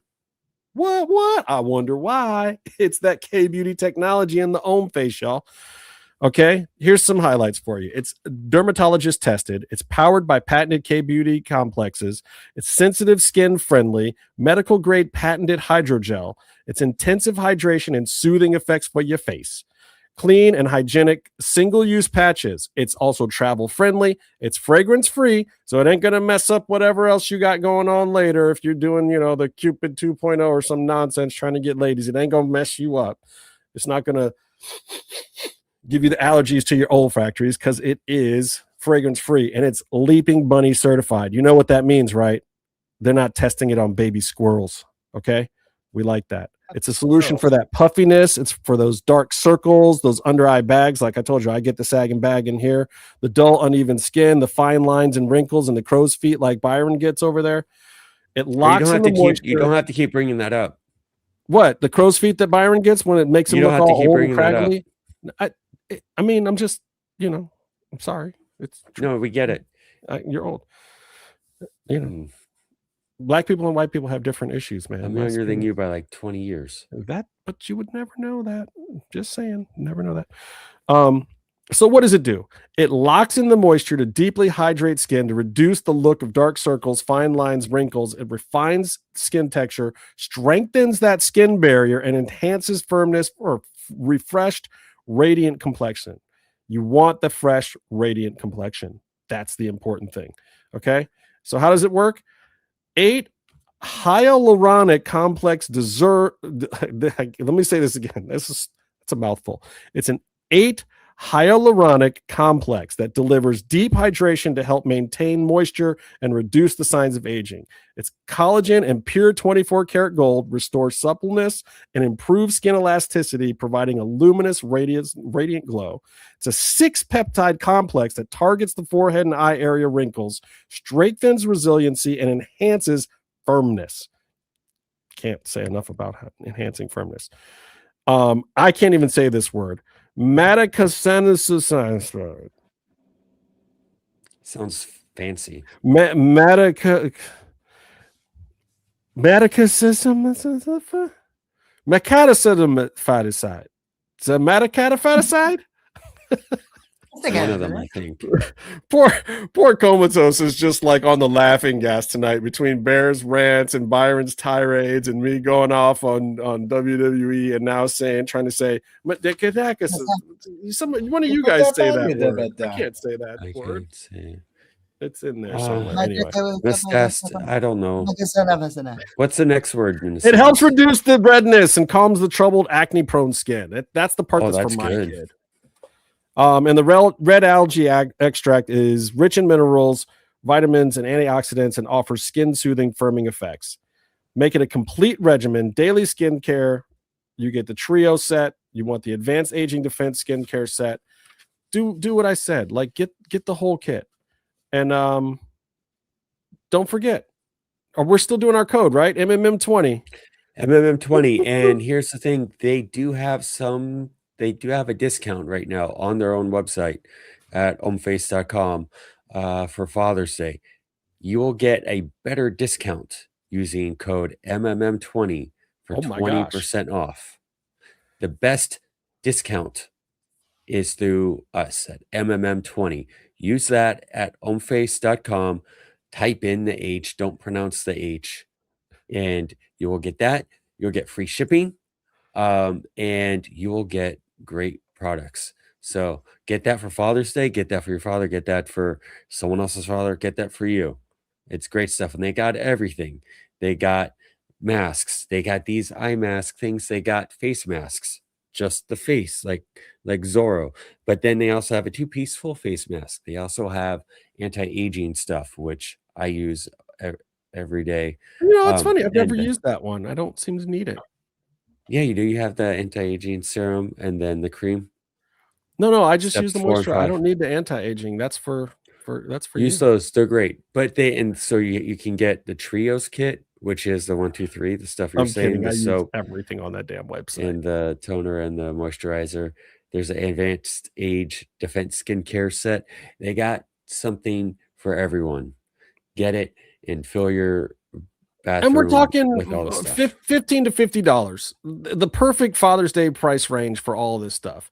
You know, MSRP ranges anywhere literally from $15 to $50. Get the stuff that you want. Like some of the bigger sets might be a little more, but you're also getting like 17 things in them. Like just go to the website, check it out. It's omface.com. That's HOMMEFACE.com.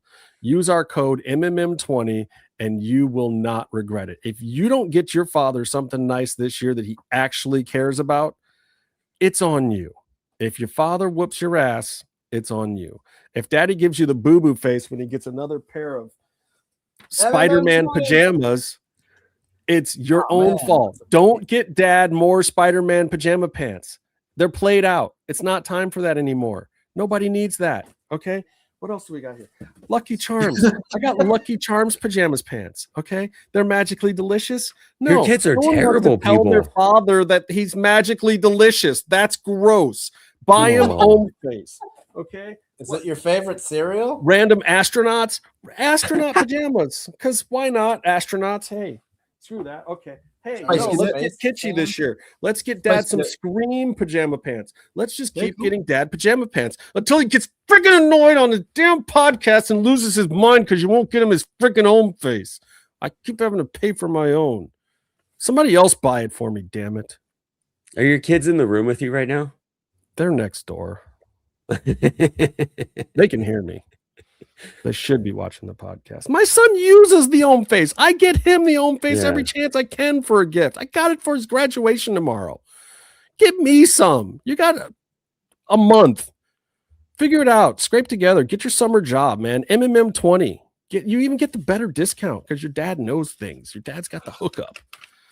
Come on, kids. Get it together. Come on, kids. Are we podcasting to like wrestling fans or are we actually... We're going to talk wrestling. This whole thing is just. Look, so there's you lots get- of people in the comments. You know, people are they care about the face. You're gonna send a link with that's timestamped to your kids. Hey, watch this fun video on YouTube. And it's all you about- yelling at them, Lucky Charms pants. They don't know. They think I love them.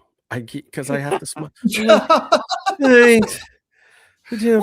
Look, it's karma. We It's a got great my ad dad read. soap on the rope every year because it was funny.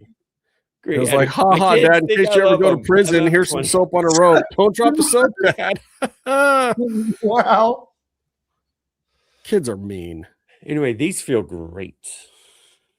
Computer, how much time left? Bear, we have 19 minutes left.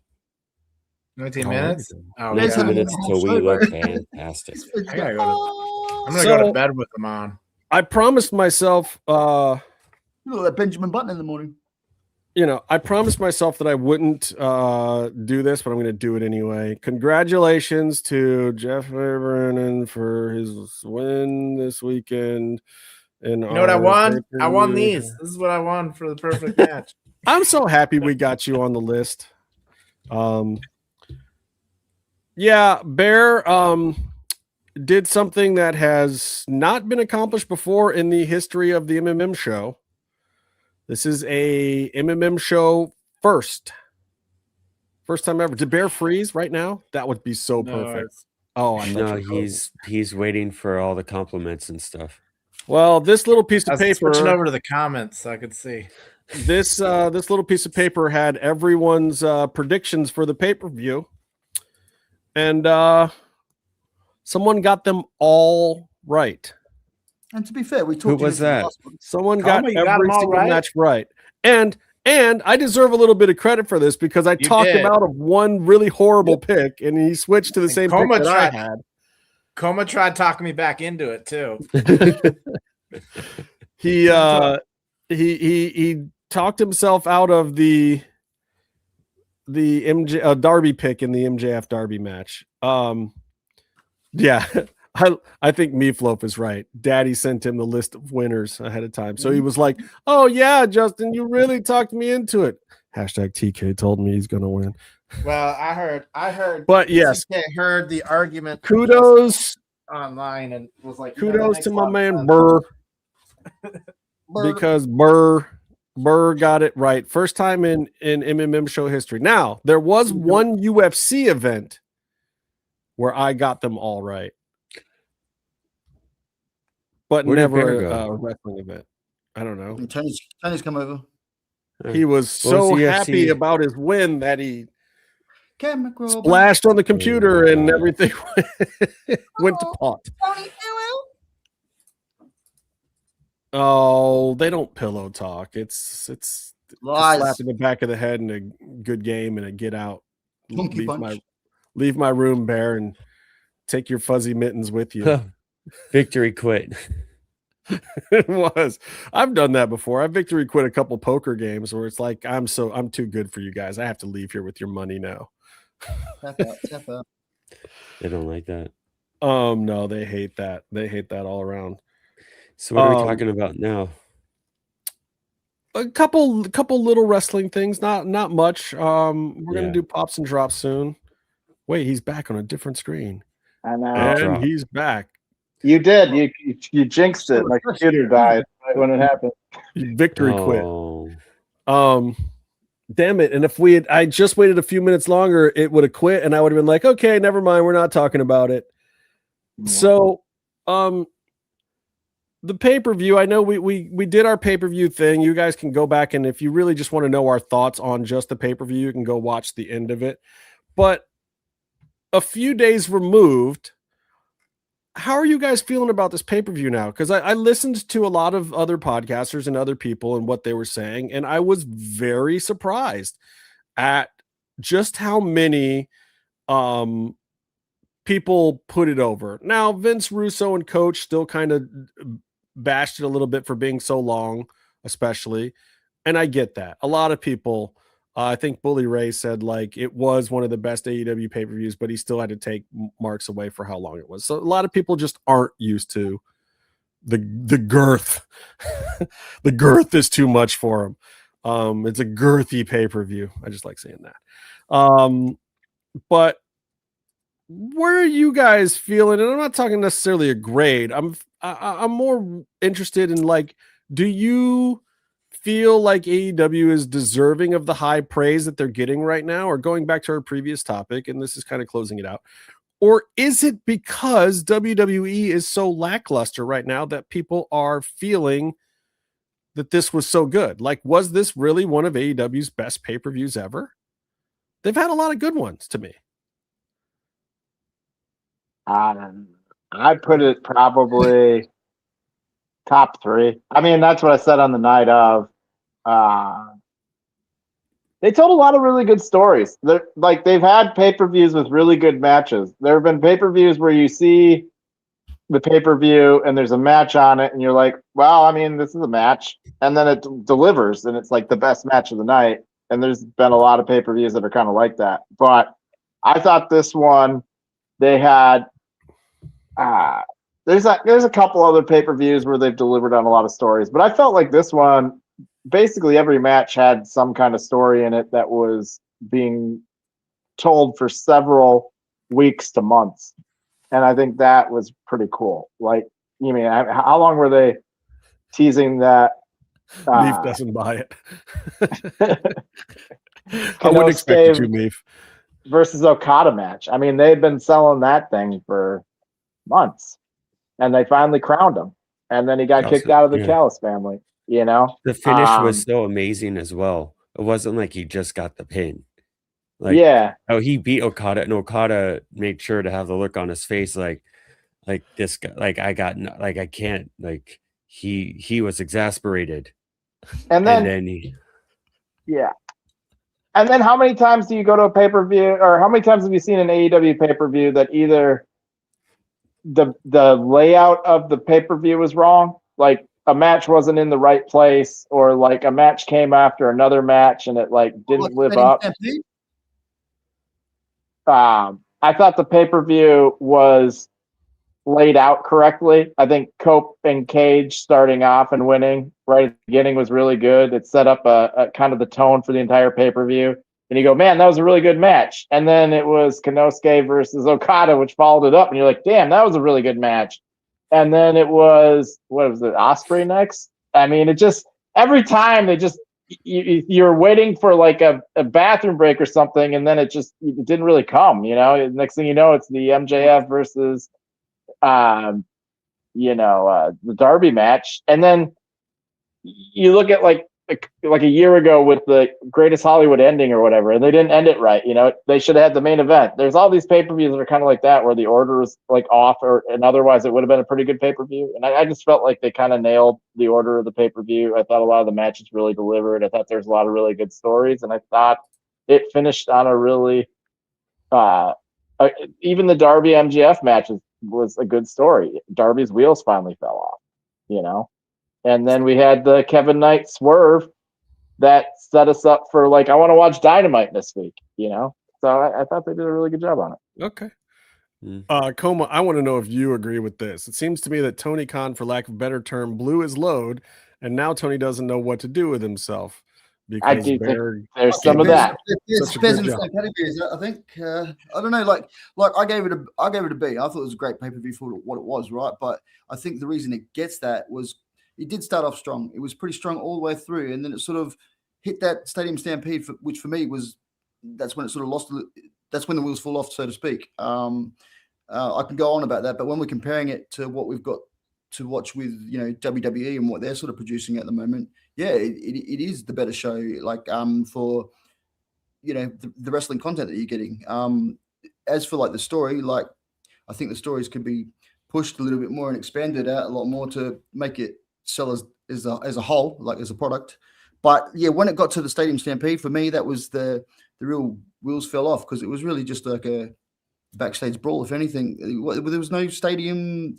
The environment is what I was looking for. From what I know and from what I've seen in the past, you take it to the Jacksonville Stadium or something like that, you're totally out of your element from just having a wrestling ring there. And that seemed to be where a majority of it was focused on, the wrestling that was in the ring. And, a few spots that were outside of the, in the backstage area. So that was a little bit disappointing for me there.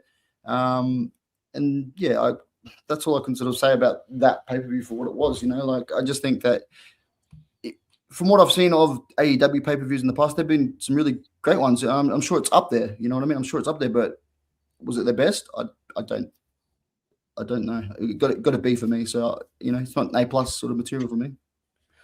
Byron, you've seen them all. You've seen every single AEW pay-per-view.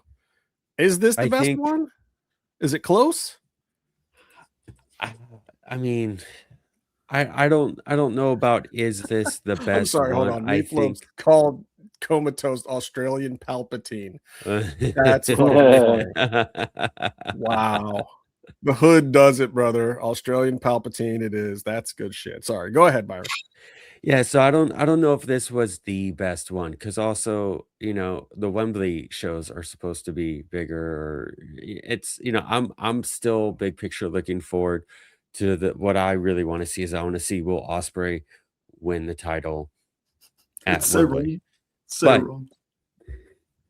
But sorry, there's so many jokes going on when you're making a great point, Byron. It's let the Vegemite flow through you. It's amazing. There is a consistent trend that Tony Khan has been doing with AEW pay-per-views, where first he made sure they were long and exhausting, but then he figured out how to make it not feel like that. The last show I went to in LA was, all the shows have been great, but some of them you go to, you're like, oh, I'm so tired. Oh, another thing, I'm so tired, but this is so much fun. And, I'd rather have more great stuff than 3 shitty WWE matches. But then this last show that I went to, it was just straight fun all the way to the end. And you didn't keep track of how long it was, how many matches there have been or will be. It was paced great. It just felt good.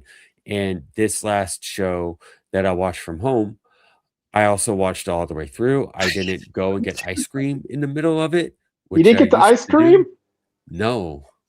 So it was still didn't come on the watch party, even though he was watching real time, but that's okay. At least I said it was because you were getting ice cream. Yeah. But it's just big picture. I'm not, and you guys could say this is the best or not the best one, but big picture, the shows are getting more jam-packed with great stuff, and they are presented in a way where it still feels good. It doesn't feel like it's too much. You know what I mean? Like you love milkshakes, and you go to this one like Tim Tom's or whatever fast food place, and like, oh, they have a 32-ounce milkshake.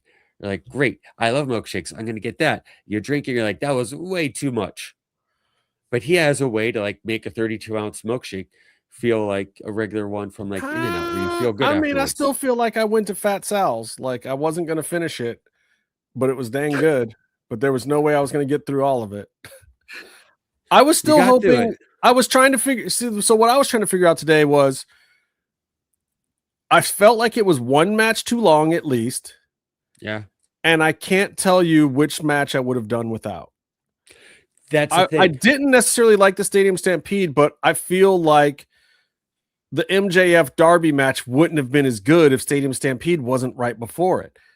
Yeah. But Swerve and Bandito maybe felt like it had the least stakes to it to me, but also banger. It was a banger, but maybe the banger that I could have waited for Dynamite. I don't know.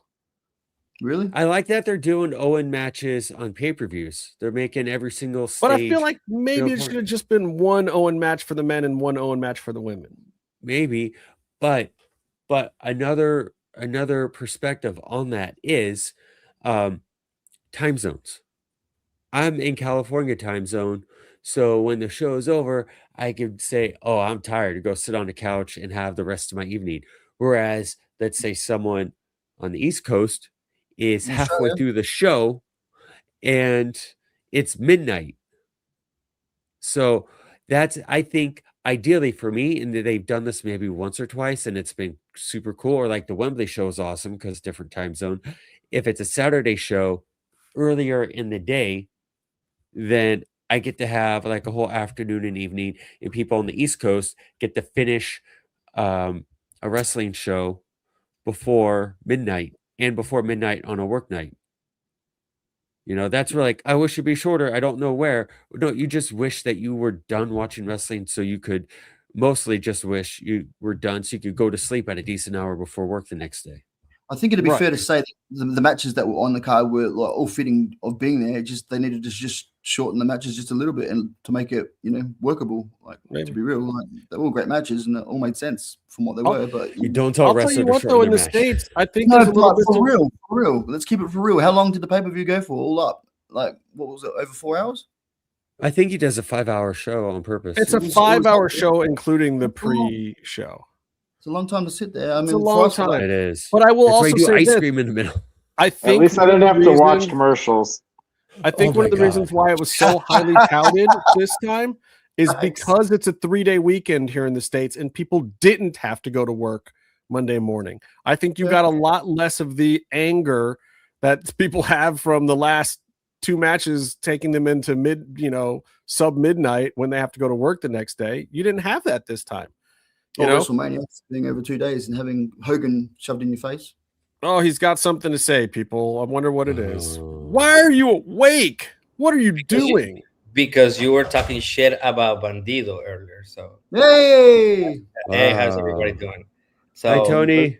Hi, everybody. Why is there a So that play button on I'm seriously on a like 36 hours of no sleep.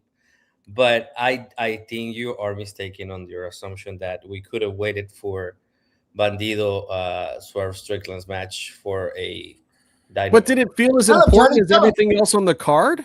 I'm not It's a saying it wasn't a banger. good match. I'm saying if I had to lose something that didn't feel as important for a pay-per-view, that could have been the headlining match tonight, and I would have been happier with that than Statlander and Sheeta.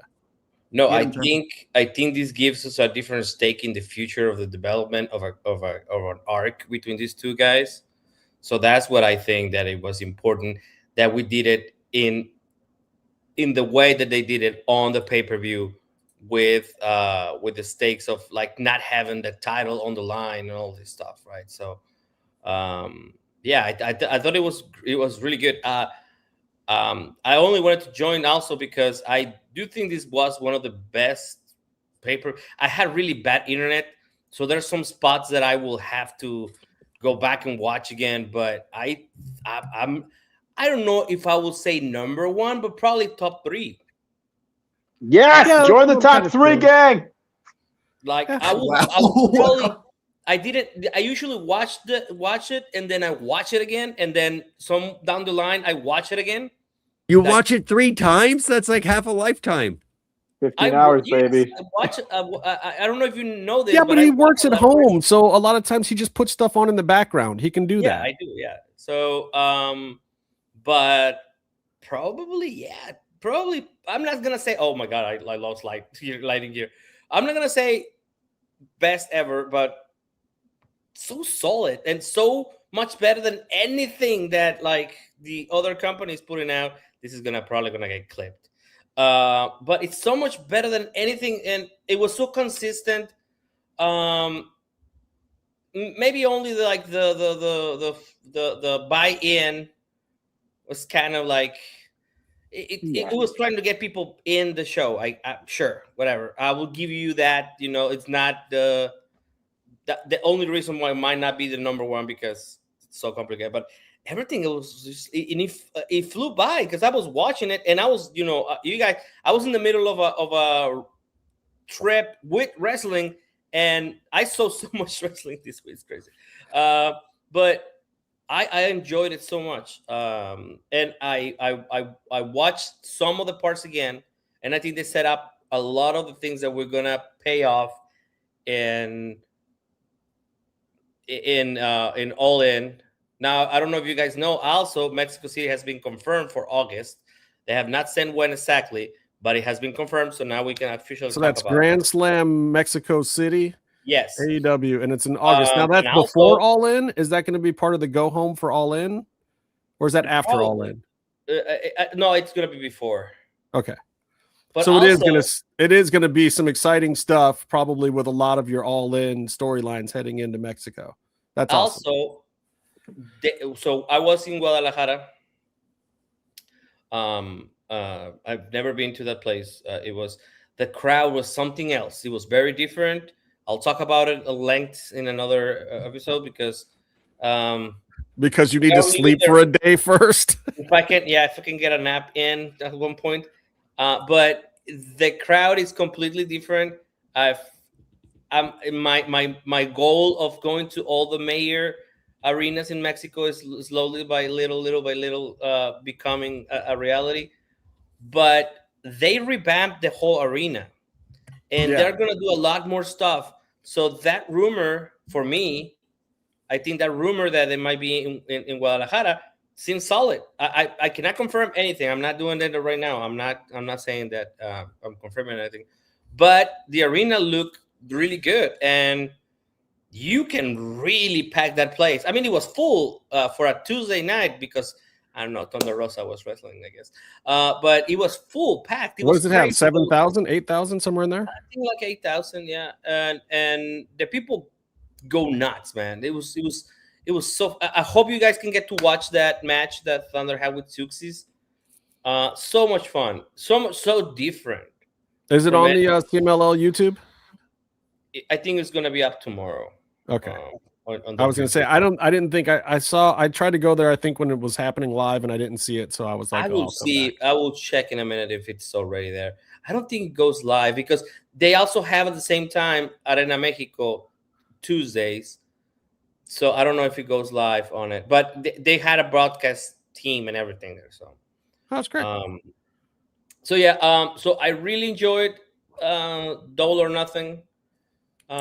It is so now the bar for all in, all out thing. It's insane.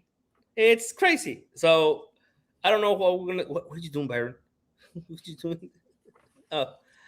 So I'm hoping that we get really good shows for our summer, and it's. I think so. Gonna be great. Well, this weekend's gonna be crazy because we have two major events. First of all is Noche de los Grandes.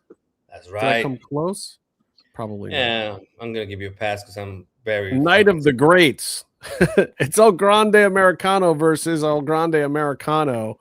And it's gonna be a big weekend. And then Sunday we have can we kick off me from the chat?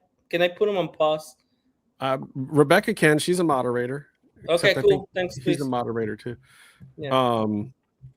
Then we also have what is it called? Clash in Italy. Which is so stupid that they keep doing this Clash name thing. It's like it made sense when it was Clash at the Castle, but now we're calling it Clash in Italy. Where it comes from. I know, it's just so stupid. Clash in Italy sounds stupid. Italia. Sounds like it looks like I'm broadcasting from like 96, like 1996 or something. Well, now you know how the rest of us normally feel. Yeah. With our crappy internets and bad equipment and whatever. Real quick. Yeah. Can we do some cups? Is there a card for this fucking thing? Oh, where's God. the card for Clash in Italy? Yeah, Bear. See if you can get this shit right. No, I gotta go to bed. You're like, no, leaving with my crown.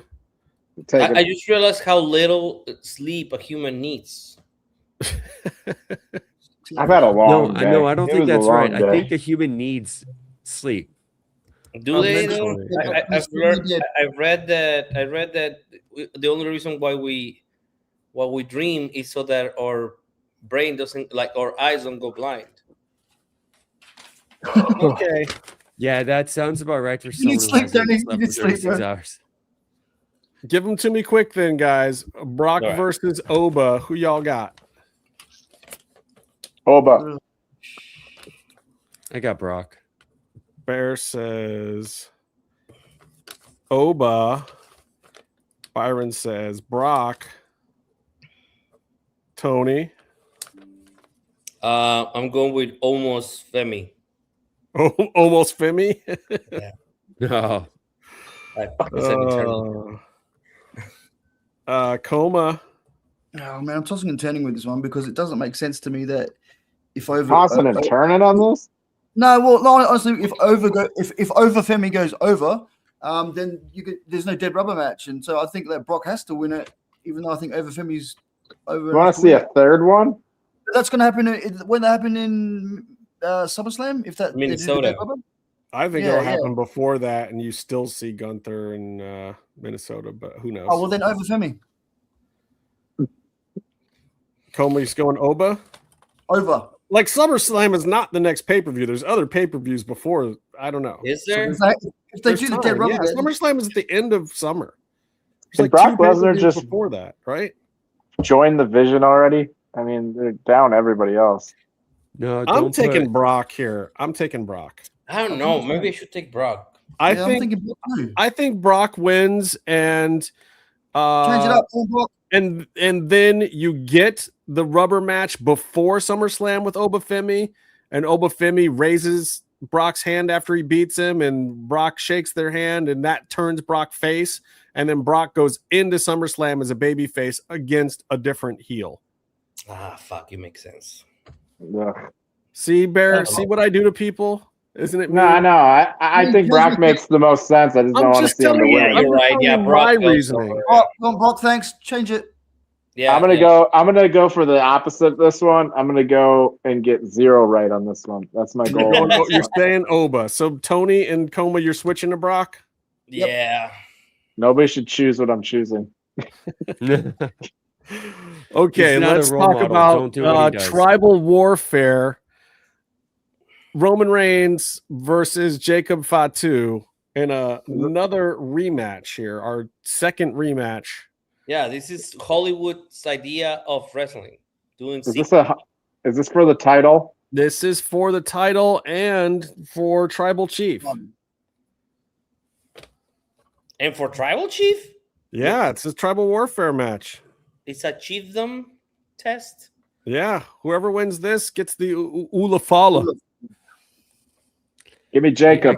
I go with Roman. They got to build more heat till they pull the trigger on a match. Byron says Roman. Yeah. I'm going. Has anybody checked on Roman Reigns IMDb? I'm gonna go Jacob here. Yeah, I think so. I think it's just an interesting storyline. It's tough for them to pull the trigger, but I feel like if Oba's gonna lose, but you crown Jacob here, and you have this weird story where all of a sudden Roman Reigns has to play second fiddle to this crazy fuck as a heel. I don't know. That's the most interesting story. It's the most interesting story. I don't know that there's a high probability of it happening. This is just a gut that I'm going with, that's the biggest story you can get out of this. And if Paul Heyman's involved, I know he's a story guy and I'm a Paul Heyman guy. I feel like that's the big story. Now, it's not the big money, and we know how TKO is. Like, putting the belt on a heel Jacob right now does not scream, let's make piles of money. Keeping it on Roman says, let's make piles of money. So, I don't know. I think Jacob's interesting. I want to see him. I'm just going with my heart on these ones. Jacob, give me Jacob. But that's a difference between the wrestling that we like to watch and the wrestling that WWE does. You got to look at. I know. I think I'm going to not WWE win business. any of these. But like we would love to watch Jacob as champ and Jacob as one of the centerpieces of the show. We would love that. But does TKO? She thinks they pull the think they trigger could sell on enough Jacob at T-shirts doing SummerSlam. that? Daniel's got Rahman. There's your rubber match. Yeah. Is it a rubber match though? If he loses, is it just like Jacob just keeps coming? No, Jacob. If Jacob loses twice, he's lost twice. Yeah, so that's it, right? Yeah, if he loses again, it's over. Meef's taking. Jacob feels right. I'm gonna get one right. So is this Sunday, right? This is Sunday. This Sunday. and we will be here for the. Is this even like a major PLE? Is Yeah. this like a major? Okay. Well, I mean, it's a weird time too. It's going to be at the illy time. So Tony, who are you taking here? And Coma, who are you taking? I think it's the storyline we want to see, man. I think it makes more sense to do it that way. To have the Samoan werewolf with the Tongan death grip. Yeah, that makes the most sense. I don't know how you get I get that people point towards the direction of Roman being the face in this, man, but I think there's going to be a Stone Cold sort of Steve Austin sort of swerve with the people that got behind Jacob right now. I think he's more the good guy in the sense where it's like, yeah, he's made out to be the bad guy. But if you have a look at the last match that they had at the pay-per-view, Roman didn't win it cleanly either. So there's that sort of desperation. Right. It is the 1B title, and it changes hands more than the other one. It does. Tony, who you got? I'm gonna go with. That's a great idea, Rebecca. That is a great idea. I think I'm gonna go Jacob because otherwise, in just logic, he will be dead, like Finn. So yeah, that's smart, Rebecca. That's smart. Jacob by DQ. I want to change mine to that. You're gonna change? That's what I said earlier. You heard me wrong. Huh? Because I said Jacob by DQ earlier. I think you wrote it down wrong. Yeah. What time is the show? I don't know, some weird ass time. I'm inviting a guest, so I'm trying to figure out. Is it gonna be like in the morning? Meef takes Jacob. So Daniel, you're the only one. Daniel out there in the box, you're the one. Oh, you're taking Brock.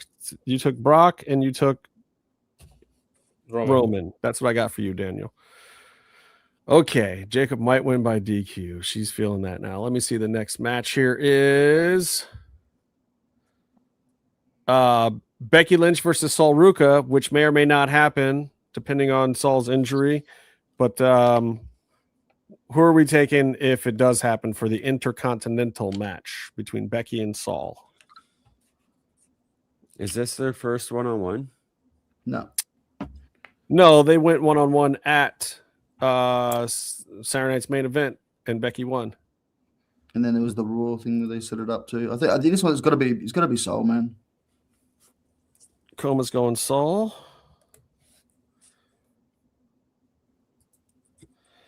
I think I'm going to go Becky here because I feel like if Sol does have an injury and she makes it to the match, they might still need to bench her for a minute and re-game plan some things with her. I feel like even if they go through with this match, she's not quite ready for prime time yet for a few different reasons. So I think they're going to have Becky go over and then bring her back and do this win later. That's just my gut, but I could be wrong.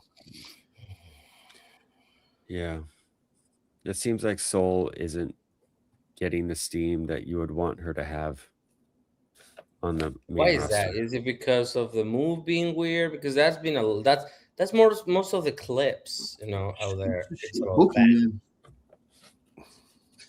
We certainly be talking about this shit a lot too.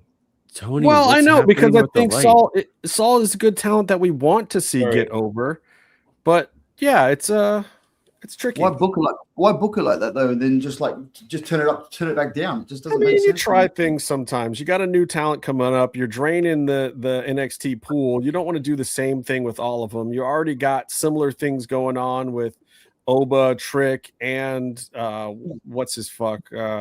Jacob. So you give her a spotlight for a reason, though, right? Yeah, it's like you pull her up, but not everybody has to climb super fast. Not everybody needs a big win immediately. So, we lost Bear before we got his pick. I'll get his picks later. Oh, he's coming back. There's Bear. TK, everyone. I hate using it on the phone, man. Yeah, it exits me. All right. So, who you got, Bear? Sol or Becky? Which Diva era comeback can we see if Sol can't go? Good question. Mickey James is always available. Remote. I don't know. I don't even know. Give me Sol Ruca. I don't. Well, just pick Becky because she's probably going to win. And if someone else comes in, they're going to bring someone else randomly with no push to come in and beat Becky in a match. Listen, I told you I'm trying to get up. I'm trying to do the other cycle of this. I got them all right, so now I'm going to try and do intentionally all of them wrong. There's too much pressure. I think that Bronson Reed is he's chiseled right now. Let's go with that. Ready to go, ready to rock. He is ready to go. I liked how he looked before. I'm gonna go Becky here too because I don't know. So Tony's going Becky. Byron, who you going with? I'm gonna go with Salt. No, I mean Becky. Becky. Meefloaf, if you want to throw in a pick, brother. Whenever you get a chance. All right. Next match. Rhea Ripley versus Jade Cargill for the WWE Undisputed Women's Championship. Oh, I'm not invested at all in this one. I think they're gonna keep the belt on Jade. I think they're giving her an actual run that she's working this time. Jade doesn't have the belt right now. I was there. I thought Rhea had the belt. No, Rhea has the belt. Rhea has. I knew that. How the hell do I know this shit? Putting the belt back on Jade as much as she needs the heat. Like Jade needs the belt more than Rhea, but the Jade experiment is not working right now. I like her with these baddies. I think they need to find some programs for them to work, give them some storylines, keep them on TV, send them out to these house shows that they're talking about doing, but I don't see them winning right now. I gotta take Rhea personally. Yeah, that makes sense. I don't know if they will take it over her just like now. You know what I mean? Like, and it's not because it's not the better storyline. It certainly is for Jade. Jade just isn't. Wait, we're getting to that one in a second, Yorian. I'll throw your comment up there. Oh my God! Daniel's taking 2 hours in. Rhea. Bex has got big time. There it is. It was crooked. What the Bear, who you got? Shot in the dark. Give me one. Rhea or Jade? Jade. Bear goes Jade. Gotta pick the losers. Hey, he likes Tony's exes. Byron, who you taking? Wait, what? Huh? Jade or Rhea? Who you taking? No, what did you say? I like TK's exes. Is Ethan Page on this one? How about Ricky Saint? I see. I'll pick Rhea because I guess she's the champ and Jade sucks. Whoa, Jade's great. She's that bitch. She is that bitch. That bitch. Yeah. Jade Cargill came up with one catchphrase that got over and had a curse word, and then she couldn't rebound from it and come up with a second one in her entire fucking career. Tell us how you really feel. I'm Coma, who you picking? Mate, it doesn't make sense to put the belt back on Jade after her little stint. So, and I won't go against the fellow Radaladian. It's Rhea. Yeah. I feel you there. All right. And finally, Yorian is picking Gunther over Cody. Don't know why, but he deserves it. Your mommy's #1 fan. Mommy spelled with an I.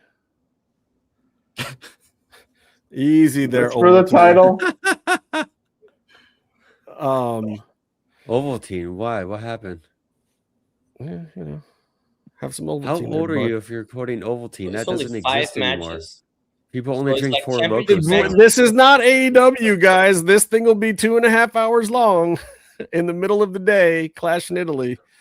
Cody's still champion, right? Cody is the current champion. Gunther is the challenger.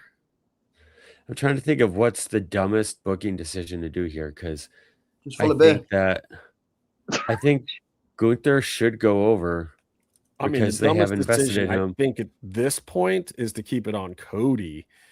As much as They'll he's good for that. business in a lot of ways, especially with casuals. He needs to start losing. They're killing his storyline. And I think if they want to keep Cody exciting or even keep the belt on him or have the belt on him when they get to Mania next year, like they got to do something here. I mean, and if you are going to eventually try to go to Gunther, Brock, makes a lot of sense to go into SummerSlam, where you feel like Brock can go out with one last championship, and there's Gunther's the big bad, and it gives Brock a reason to stay unretired and to actually have another match. So I'm taking Brock, and that's a long shot to me. Like, I do not feel like that's a sure bet at all, but that's good. Like, the one thing I can say about this pay-per-view is I'm not sure of these picks. Like, we went into the AEW event, and I was pretty sure of all of my picks except for the one that I got wrong. And Bear went the other way on that one, and Bear thusly got them all right. But like, which is funny though. It also goes to show you that you don't necessarily need unpredictability to have a good pay-per-view. No, you just need good stories. We did very well with our predictions for the AEW pay-per-view, which, by the way, had a higher probability of getting stuff wrong because there was hella more matches. You got to give the people what they want. I do want to say, you feel like with this type of show, you're not even confident that the choices you made are going to be right. Rebecca's right. I'm correcting myself. I mean Gunther. Yes. No. Like, you brought up like this type of show, you made your picks, but you're not really confident that your picks are right. And I have a similar situation where I made my picks on the show, but with this type of show going on, it's hard for me to actually give a shit about any of the results. Maybe. And maybe that's part of the problem too. Maybe that's why it's unpredictable, is because you don't care. But you got to pick one, Byron. So who do you want? Gunther or Cody? Oh, I thought I already said some. Cody. Byron goes with the Win Cody. one for America. It's the stupidest thing that WWE can do. I like that approach. Bear, who you got? Give me a TKX. But that'll be Cody. What? Cody is the X. It's one of TK's X's. Oh. Come on. Jesus. So I'm Tony tired. I'm not thinking Allen, of, like, who do you want? I think it's just like what does that mean? No, I think I don't know. This is weird. This Cody versus Gunther. I don't know which one. I don't know. Flip a coin. What's even the point? Flip a coin. Just the world championship. No other point than that. That's what I was saying. What's the point of any of this? The championship. Well, this is the problem with WWE right now. You don't feel like there's any point. Like when we talk about WWE, and there feels like there's a point. WWE. It's gonna be okay. It's non-consequential anymore. Wow, Tony, you're so tired. Like, the only thing that moves is like your mouth, and everything else is trying to take a nap. I am dying.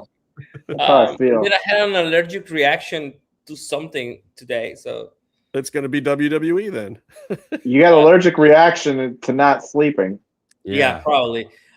Stay calm. Yes, if they want to do something interesting, they will have to do Gunther, right?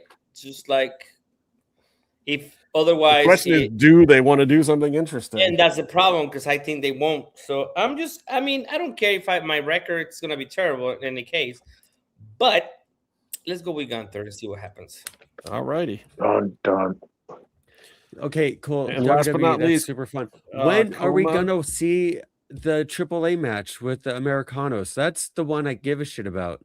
We're getting there. I need Coma's pick. Oh. I just think if you're going to give it any direction and any sort of legitimacy to the World Championship and storyline at the moment, you give it to Gunther. And I think, like, you're right in saying when he keeps the championship to about SummerSlam, Brock could win it if it gives him any sort of relevance to have that fight with him to retire. And then whether he wins it and just drops it or not, I don't know what's going to happen there. But yeah, that's a great story. Yeah, let's see if they actually do it. And now the bonus, we're going to lump it in as the bonus. It's going to happen a day before. And we need predictions for Americano versus Americano. I'm going to pick Americano. No, Tony and I talked about this before. I got to go with the German Americano.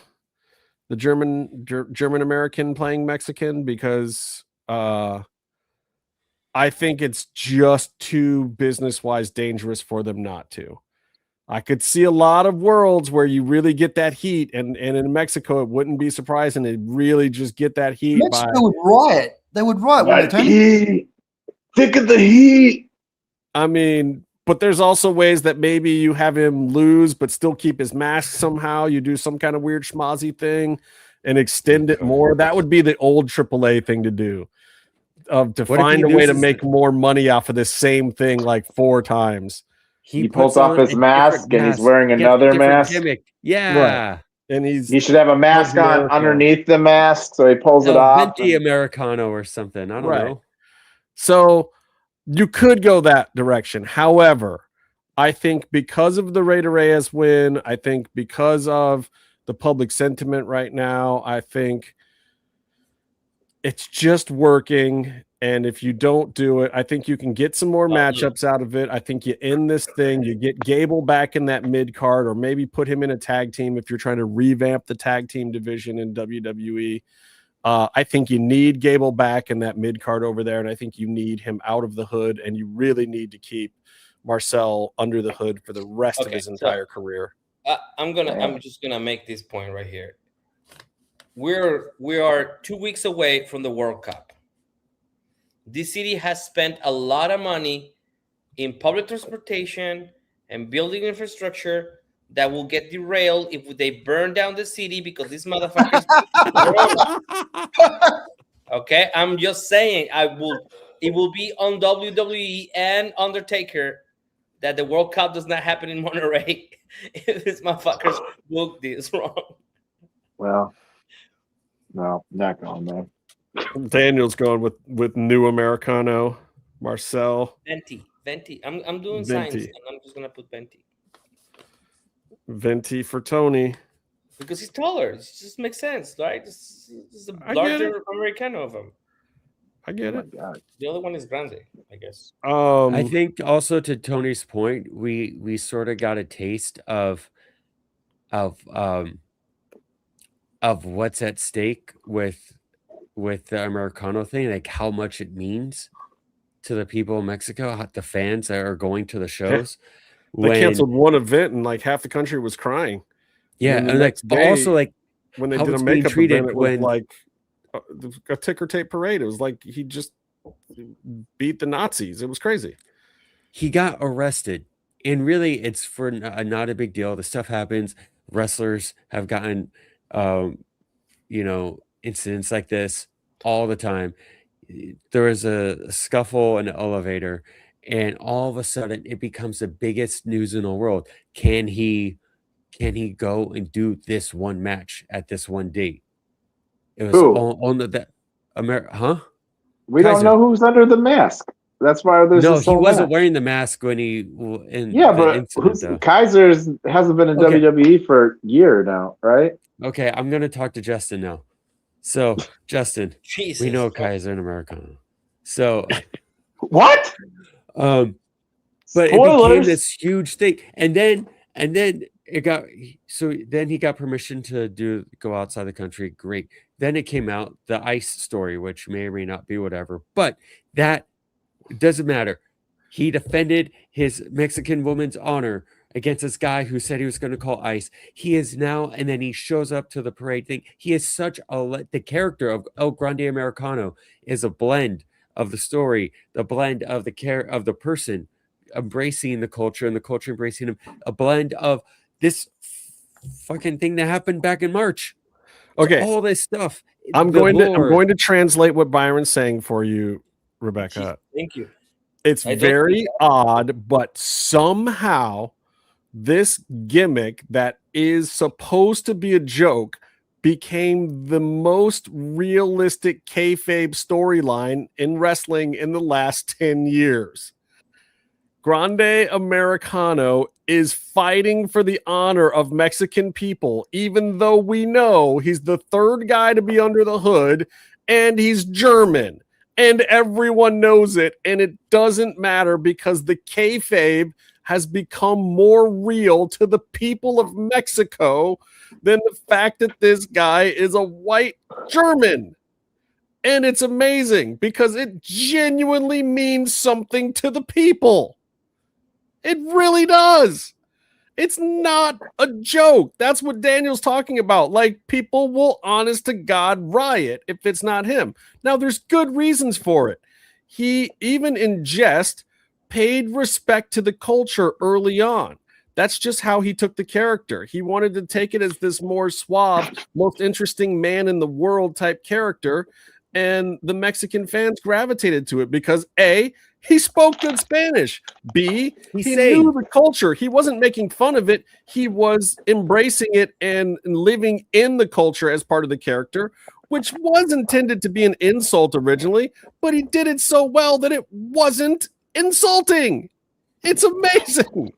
Somehow, the guy in a spoof gimmick as the third person who was just shipped off to Mexico to kind of do it in the dark while Chad Gable rested up, you know, as a rib, basically, turned it into one of the biggest and best gimmicks of all time. Like, it might end up in the top 10 of wrestling gimmick, period, by the time this guy's career is over. So people cry when he goes up and hugs them. He cries when they cheer for him. Babies, for God's sake. Yeah. Give me the real American. Undertaker. I'm not giving Undertaker credit for anything that has happened in AAA. Undertaker's territory is on fire these days. Until after this, Jeremy Borash, Conan, and even Dorian laid the groundwork of what AAA is right now. Undertaker came in. He gave some attaboys. He gave some really great input and advice. He got people excited. He made sure people were being taken care of well. And then he started contributing to the storylines. But nothing that is going on right now was an original product of The Undertaker. Let's not give him the credit yet. He's not. Give him all the credit. Fuck this conversation. He's the man. He's the man down there running the show. We will say that. But he wasn't the guy who started the show. He came in and now he's sailing. So I will give him credit if they keep it going after this Noches de la Grande or whatever it's called, Night of the Living Great Guys. All right, give me the real American.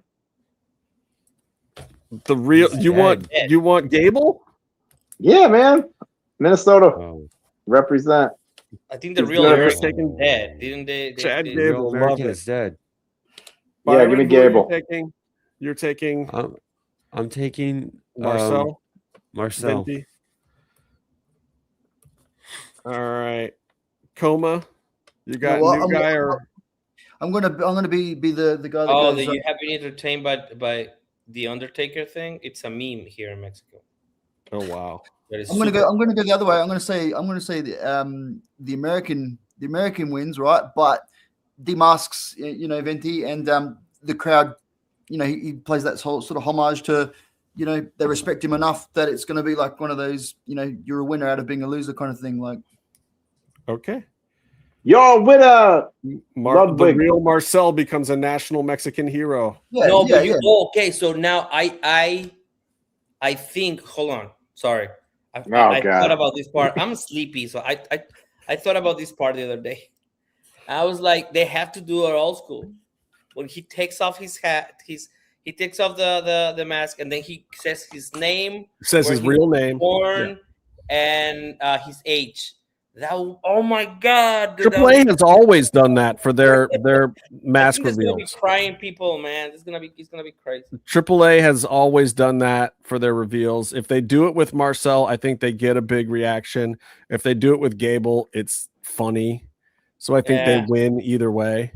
Oh God, am I gonna get this right? I just think then you've got like they're gonna just be against the real American, like Gable for ages, and there's a better storyline that way. I think. Watch me come out of this with like the most wins.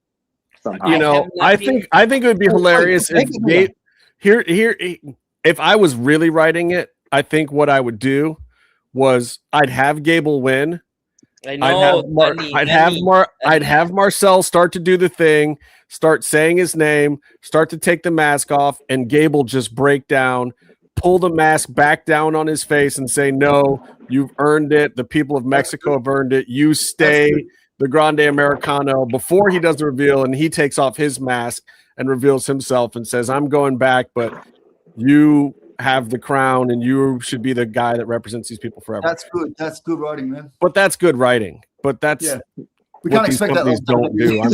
I'm an actual writer. Apparently, the wrestling companies don't have any of me, even though there's 17,000 of them available at any point in time. I might have to wear sunglasses to this thing.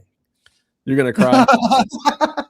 Tony, are you gonna cry? You better do a video Somebody get a picture of him ugly crying. I have not been this hype about anything since like Thunder won the break his heart, Undertaker. Look, and if Daniel's going with you, clearly he's not going to be any help. He's already crying. Oh, he's not going to be any help. You have no idea. Oh, you guys are break his heart, Undertaker. All right, I got to go to bed, so we got to do pops and drops, and I'm going to make it quick. Yeah, we're just going to do it fast. Let's get New Japan got sold. Jesus, was that your drop, or is that a pop? It's not a drop. It's a discussion. We'll see what happens. Discussion. We're doing pops and drops. Well, I'm gonna do my pop of the week. I'm gonna do it for Meef. It's someone pointed out that MJF's gear was a tribute to Hana, who passed away 6 years ago. Yeah, and I didn't realize that until he brought it up and posted a link. And he had the gear that matches her gear, and it even glowed in the dark. So that's my pop of the week. That was really cool and very unexpected and very not he didn't have to do that, you know. He was winning the title that night. He could have done 1,000 other things. It would have been fine. So that was very, very cool. And my drop of the week, I think, is going to be, I wrote it down. Oh, did you know Jake Doyle returned? You wouldn't if you watched the show. AEW production sucks. I thought it was Mark Davis. No, he was also on the show. He was also they put all like the Don Callis beefcakes in one segment. Don Callis beefcakes. The Don Callis beefcakes should be the trios championship. Yeah, they never got a shot of his face. He came out and you only saw his back, and then he left all in like 30 seconds. Good return, dude. Glad he got. Glad we didn't drop the ball on that one. I do like Rebecca's pop was Double or Nothing, drop was Dynamite. Yeah. Amazing. Nice work, AEW. Coma, you got some pops and drops? Pop was Bandito's Ring Attire at Double or Nothing. That was pimp. It was fresh. It was flash. It was cool. That was the drip, man. I love it. I got to get me some. Tony, hook us up. My drop, definitely the Stadium Stampede. That shit me to tears, and I don't need to go on about it. Bear hates it. Bear, what do you got for pops and drops this week? Oh man, what is my pop? My pop is I like that the trios match with the Death Riders versus the Rascals tonight. And I like the ending of it specifically, where they were like, who's gonna make the opponent tap out first? That was actually kind of fun. Where they all had them locked up, and then Ospreay, and you could just see it was like, well, we're gonna all try and get whoever's gonna tap, and that was pretty cool. That's fun. My drop of the week is 103, and I gotta go to bed. And this is my second night in a row. I stayed up too late. Yeah, it's time. Tony, pops and drops. My actual pop of the week, I cannot say. I will tell you guys in private. Oh, I like that. That's fun. Wow, that means it's real good podcast. Yeah.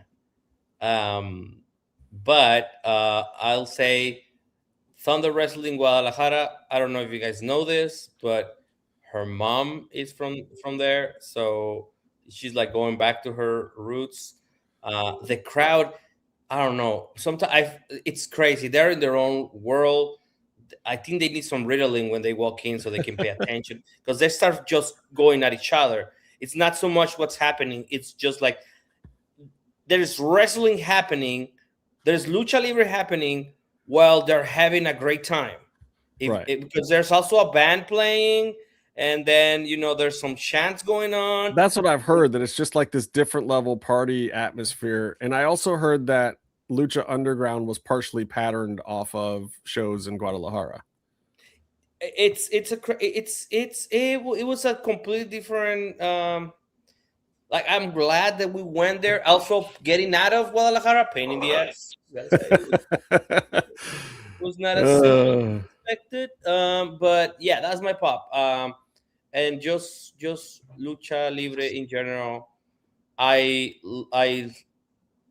love. I mean, I always did. I have always loved like luchadores, but it's just there's another level of like generosity and the way these people are, and it's not that part of the craft that I always loved, but it's who they are as people and the complexities of their lives and just the sheer amount of pain they go through in their bodies and mentally and all this stuff that I love. So yeah, that's my pop also. Yeah. Drop. I don't know if I have a drop. I'm just very happy with wrestling right now. Drop is not sleeping because of wrestling. So that counts because it's adjacent to wrestling. Sure. Yeah. Well, so I had a couple of things that my God. felt, but they're not long. I'm not going to take up a lot of time. My two pops, and they're quick. The Leo Rush thing, the whole gimmick, seeing him on the pay-per-view. I can't take my eyes off of it. It's so unique. It's so weird and like creepy and awesome. There's no real storyline explanation for it yet either. And they're just like, this transformation and blah blah blah. Like what? He fell in a vat of acid. He's the joke. What is it? What? Don't know. Like, dear Tony Khan, there's so much you can do with that. Please don't let it stop. Like make something happen there. And the second one is it would be better if we don't get an explanation, because then it will like put them in a box. So anything, just something happened and just random. Something happened, and this is the golem that we have left. Golem. And I have to give props to a match that I thought I was going to hate, which was the Hermanos Americanos versus Los Americanos go home match on AAA. But the way that they finished it off with Vinty and Gable out there, and they're not supposed to have contact, and everyone pulls them apart, and then they kind of come back into each other's faces, and you're like, oh no, they have this dumb stipulation now with Rey Mysterio as the commissioner that they can't have any physical contact or that person loses their mask immediately. We can't lose this match. And they actually have you caring about the moment, and then they pull them away, and you're like, oh, they have to pull them away because we can't lose this thing. But also, these guys have to hit each other now. What are they doing? They fly across the ring and hit each other at the exact same time. And Ray is like, no, we have to break this up, but the match is still on. Finally, just like a really, really well done go home moment out of a stupid match that I didn't want to see. So I have to give AAA credit for that. I'm not giving The Undertaker credit for it, but I'm giving somebody at AAA the credit for it. My drop of the week. This might come as a surprise to you, but my drop of the week is Penta versus Javon. People stop. I'm not saying it wasn't a good match. But just because you people haven't seen some of these things, and by you people I mean idiots, you dumb shits out there on the internet have made me agree with Dave Meltzer. Dave Meltzer said it best. Dave Meltzer was like, guys, it was a good match, but this is not match of the year. I saw better Lucha Libre this week than what was in this match. Like, this isn't even in the top 50 of what Penta's done this year. Like, it was a good match for WWE. Guys. Just because you've seen garbage out of Penta because they don't book him to do any better doesn't mean that he hasn't done things that are 10 million times better than this. Just because Javon is new on the main roster doesn't mean that Javon hasn't been having 5 or 6 bangers like this a year. This is not the match of the year. This is finally a good match on Raw. So my drop of the week is idiots not understanding that what they're seeing should be the status quo and not elevated above the mid-level line. The match was a good match. There was no level of greatness there. And I don't even think Penta himself would tell you that it was some level of greatness. Penta would be like, yeah, dude, we went out there. We had a banger. It was cool. It was great. There was actually sloppy spots in that match too, if you watch it. There was It's not a bad match. Don't get me wrong. I love me some Javon, and Penta has off and on been one of my favorite wrestlers for years. You know, we've always supported Penta, and we will continue to support him in everything he does. But guys, that was not the match of the year. And if it was, then good for you, because you got low expectations and clearly didn't watch the AEW pay-per-view, where literally every single match, including my least favorite matches, were all better than that match. Where 20 of the matches that happened at CMLL this weekend were all better than that match. Where the Hermanos Grandes Americanos and Los Americanos, a match that I didn't even want to see this week, was a better match. Open your eyes, people. Open your eyes. I love Penta. That was not the match of the week. That's my drop. That's the end of the show. That's all we have time for. My kid is sick upstairs, so I'm going to go deal with that because he's supposed to graduate high school tomorrow, but he might go to bed, Johnny. So until next time, stay calm and stay in the mix, Tricks. Peace. Peace.